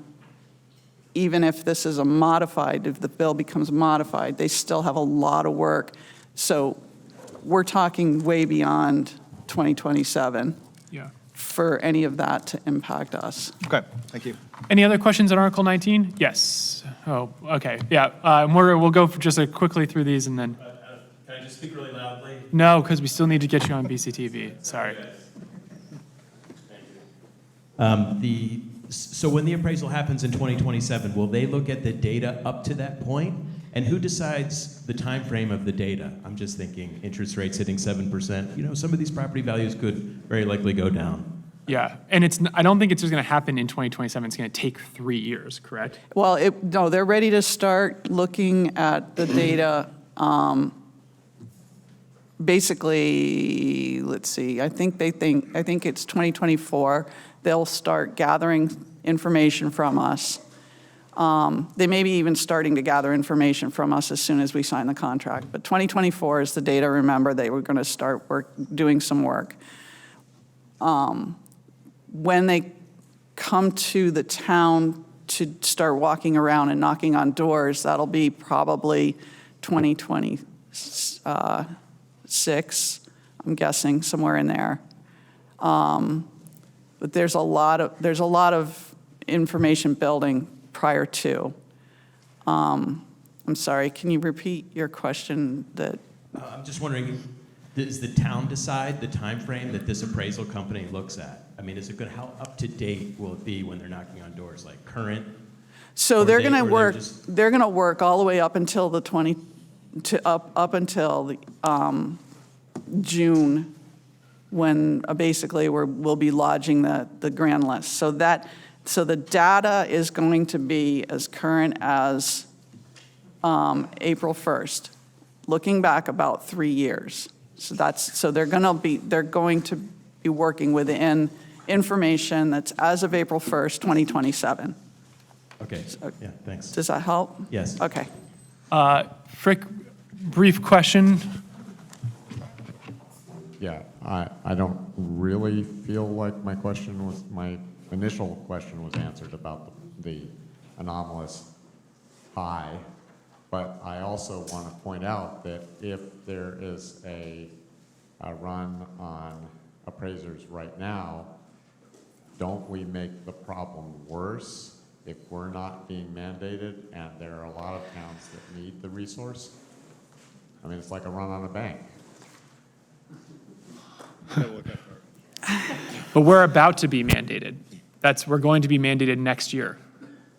If we think, you don't know for sure. Well, I'm relying on pretty, I don't know, Bob, if you want to speak to. Yeah. We don't know that for sure, but the assessor's office its predictions for this year were within 1% of where it ended up with the state study. So that gives me, at least me, I mean, people differ on this, pretty good confidence that the assessor's office has done its own study and is darn well pretty close to the state study. But you're correct, we don't know that until next December when we get the state study from the Property Valuation and Review. Yeah, maybe a little bit. Okay, any other questions before we move on? Seeing none. Okay, so we're going to go on to Article 20. This is to whether to exempt the real property taxes for the New England Center for Circus Arts. This is not something that the Select Board put on the warrant. It is. Well, it is, but it was put on by petition. So it was a petition was sent around town, and they acquired enough signatures that we then needed to put it on.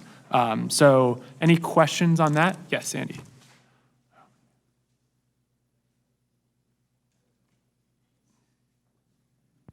Yeah. This doesn't, oh, there it is. I'm Andy Davis, District 3/9. This seems like I'm just interested in the information on the big picture of tax exemption in Brattleboro. Because it seems like there's not much information here of the big picture. So my question is this: is there a town document that lists our tax exempted properties on the grand list, other than just sifting through the grand list, which I tried doing?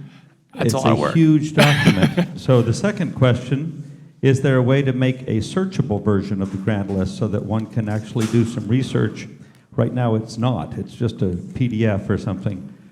So when I look at the, and I love the work of NECA, I'm not anti-NECA, but when I look at this definition, education, performing arts, health, recreation, and then you throw in the public, pious, and charitable organizations, that sounds like the Brattleboro economy. So I'm sort of interested in what is the big picture here, because if we are running an arts economy here, someone's got to pay for the cost of running an economy. So I'm just interested, is there a document that gives an overview of this situation with regard to other organizations? I appreciate the clarity of the question. Is there a document currently, John? I'm not aware of one, but we will research that. We can research it, and I'm curious if we think we can get one for. I think there is such a document either in the Finance Department or the Assessor's Department that lists at least the total of all of the exempt properties. I don't know, but I know there is a list, and it will give the amount of the exempt properties in relation to the total of all the taxes, because we've had that in years past. Yeah. I don't know which office it's in. It would, just the last thing, and then I'm going to sit down because it's late. It would be interesting to know which ones were approved by RTM and which ones are by law. Yeah, okay, I don't know if we've had that. That might be a little trickier. That's correct. That second question, I'm not sure if we have that at our fingertips. I know years ago there was an attempt to do that. So I think what do you? It says it right here with the 5 other properties that are tax exempt by RTM vote, and then Oh, in the finance report.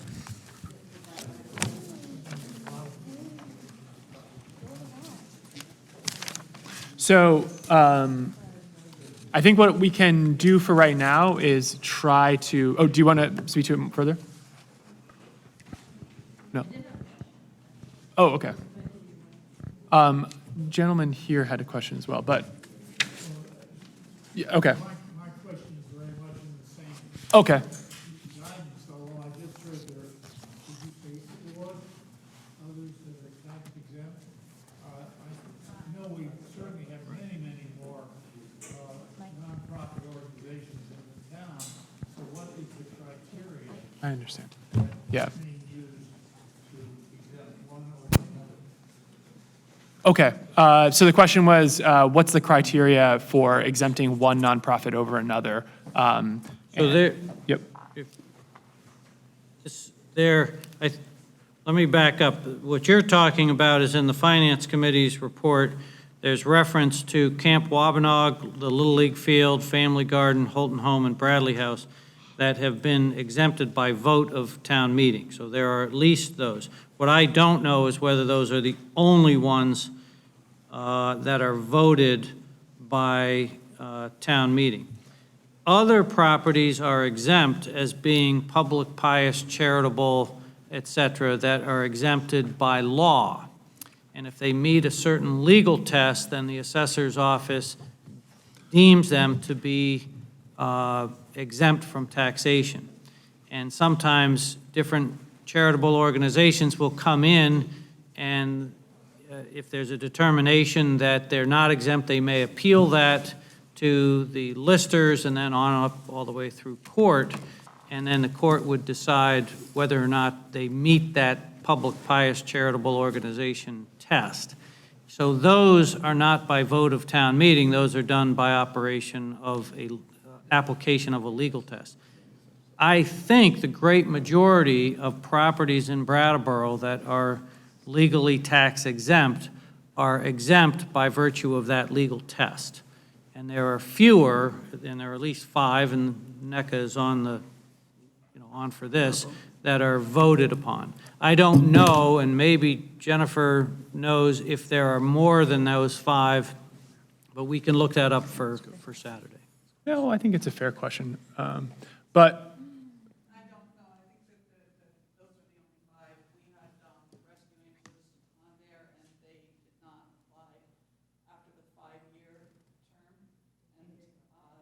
oh, you gotta come to a mic, Jennifer.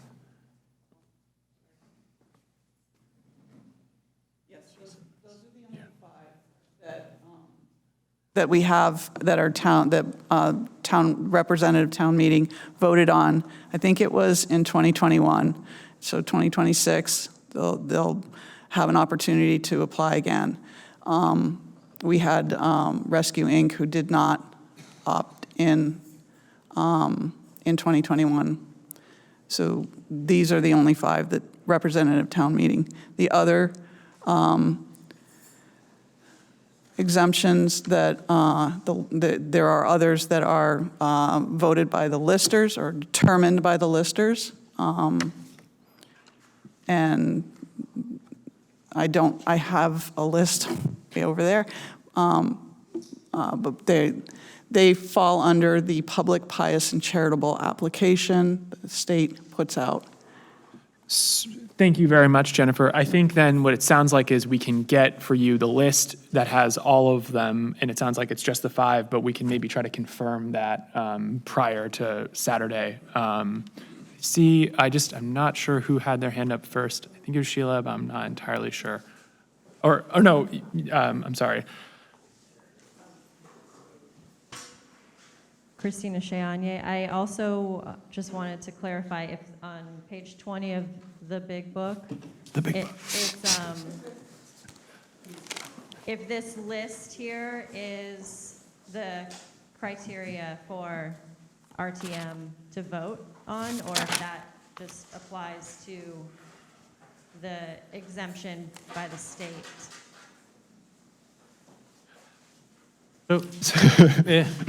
I'm not sure I understand your question, but just the history of this coming to the board is first NECA came to the listers asking that it be tax exempt based on the public, pious, charitable test that Jennifer spoke about. The listers denied that on the basis that they were more of a health and recreational type of an organization. And as a result of that, by statute, it would need to come before a vote at town meeting. NECA did not appeal that on up the chain, and rather than appeal, I don't know, but they petitioned to have town meeting vote on it. So that's the origin or derivation of how it got here. So my question is this here, A, where it says A, buildings and land owned, and then 1, 2, and 3, is this the list that the organization has to meet in order to be voted on by town meeting? I see your question. Okay, that, and to be honest, we've gone round and round on that particular issue because the way, this is one where I feel like, say, talk to your legislator on this because you start with a statute that talks about if you're public, pious, or charitable and you meet these criteria, you're exempt. Then you go to the next section in the statute, which is referenced on page 20 here, 32 Vermont Statutes 3832, and it says the previous exemption I just talked about doesn't apply if you have property primarily used for health and recreation, unless, so then you're not exempt, unless the town votes it exempt, but it says unless the buildings are owned and occupied by a 501c3, its income is entirely used for that purpose and promotes exercise and healthy lifestyle. We never got that far at the listers because the listers turned them down. They came back and they asked to be exempt by vote of town meeting. So that's simply the vote that you as the representatives are being asked to vote upon. And for clarification, if your vote is yes to exempt them, the way it reads right now is it would exempt both the municipal portion and the education portion, and the town would need to pay to the state the education portion, okay? So that's the way it is worded currently. Does that answer your question? I'll be honest with you, I earlier today called Bob to ask him to explain this to me. He explained exactly how he explained it here, and I said, whew, I'm glad we're not going to get into that detail tonight. To answer your question, I don't think the town meeting needs to make that determination of whether it meets the 1, 2, and 3 there at the bottom of page 20. I thought that it could only come to town meeting if it had already met that. No, okay. No. And also, if maybe for Saturday, just to clarify that there's also another list of organizations that have been thrown around that NECA is saying are tax exempt, and so I just wanted NEYT, Boys and Girls Club, BMC. So there's a lot of confusion around this one. Also the dollar amount, the $22,000 versus the $48,000. So what I'm hearing is that there's some confusion in the community about this article. So what we'll do is we're going to try our very best to get as much material out that clarifies this, both what's actually being asked, but also what properties in town are tax exempt and why. And we're going to try our very best to get that out as soon as possible. Sheila was in the back, was up first. And then I see your hand too, and you're next. Along the lines of that question, I'm sort of curious. I know that a lot of original faith entities have been then turned into for other purposes within our community. So I'm sort of curious of wondering, are those people paying taxes now that were once churches that are now, such as the Stone Church, was once a church that now it's more of an entertainment, you know, the Brick Church on Main Street. So to go along with the questions of what is tax exempt, I would like to see also of what was once tax exempt that isn't now. Okay, that we may not be able to get for Saturday. I'm not sure. Because that's a much bigger ask, because I would be looking at a lot of historical data. I see your point of why you're interested in it. Yeah. And part of the question is, it's like, you know, we have, you know, one in, one out. Like, how many are we gaining in terms of people paying taxes versus how many are we sort of, if we want to say, losing in terms of paying taxes? So I'd like to see that correlation if possible. And if it can't be for Saturday, just in general, I'd like to definitely have that information. Okay. Yeah, I appreciate that. Yes, please.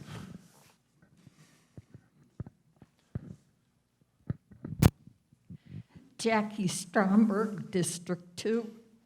I had gotten a letter from NECA, and she made 2 points. One is that state allows nonprofits to receive tax abatements. And the town of Brattleboro has given other comparable nonprofits tax abatements. And she listed a few. The New England Youth Theater is exempt. Boys and Girls Club is exempt. And the Brattleboro Music Center is exempt. So she's looking for us to be fair. And it was interesting in going through the budget. Boys and Girls Club is exempt from taxes, and in Human Services, we give them $1,700. Great. Thank you very much, Jackie. Spoon, I saw your hand, but you've spoken. Can we keep it brief so we can keep moving? Recommendation that when this comes up tomorrow, the town. This sounds like argument. This sounds like me. Saturday. That the town state whether it will need to make up the taxes on the tax rate and how much that would be, like 0.3 of 1 cent or something like that. Okay. Thank you, Spoon. Any other questions on Article 20? Yes. George Herzog, District 1. Would it be possible to ask NECA to go through the loops? Because basically they started the process, it didn't go into the favor, and they basically tried to bypass with a petition. I'm sorry, can you actually hold the mic a little closer? I wasn't able to hear you. Basically, they started the process with the list. They got refused, and then instead of continuing the process, appealing, they went the back door and tried to force the town meeting. I mean, I have no objection if they go through the loops to entertain the idea. But they petitioned for this article, so the select board had no choice but to put it on because there was a petition to put this article for tax exemption on the town meeting warning.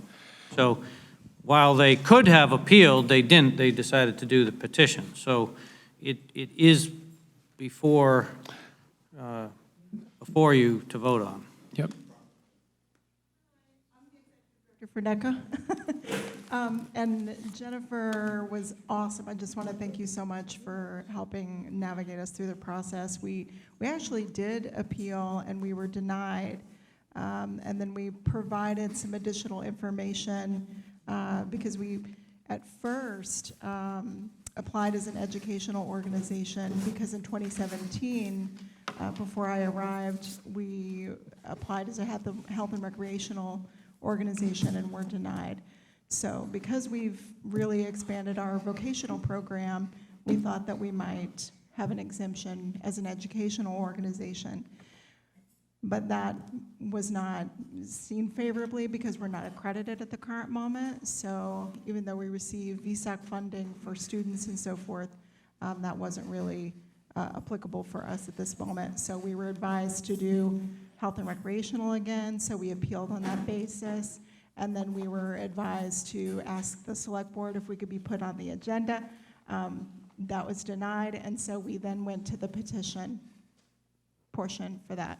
So we tried to go through all the avenues that we knew how. Great. Thank you very much for providing that clarity. Yeah, I think it may be helpful to be at RTM as well. I'm not sure, are you a member of RTM? Okay, so being at RTM might be helpful because obviously there are a lot of questions on this important article. Excellent. Yeah, by choice, yeah. Okay, so we're going to, unless there's any other questions on Article 20, we're going to group up the last ones. Yeah, so Article 21, Article 22, Article 23, Article 24, Article 25, and Article 26 are all, again, ones that come up every year. This is electing representatives to the Capital Grant Review Board, to elect, 22 to elect and appoint members of the Finance Committee, 23 members of the Human Services, to appoint a certain amount to the Human Services funding. This is something that we implemented a couple years ago to help the Human Services Committee in allocating funds and how much, and I think it's been pretty effective. 24 to appoint members to the Human Services Review Committee, 25 trustees to the Brooks Memorial Library, and then 26 is any other business. So are there any questions on any of those 21 through 26? Great. Well, I think in that case, I really appreciate all of your attention. It's been a long meeting, and thank you so much for your volunteerism to the town of Brattleboro. We're going to see you on Saturday morning at 8:30, and it's going to be a great day. Woo!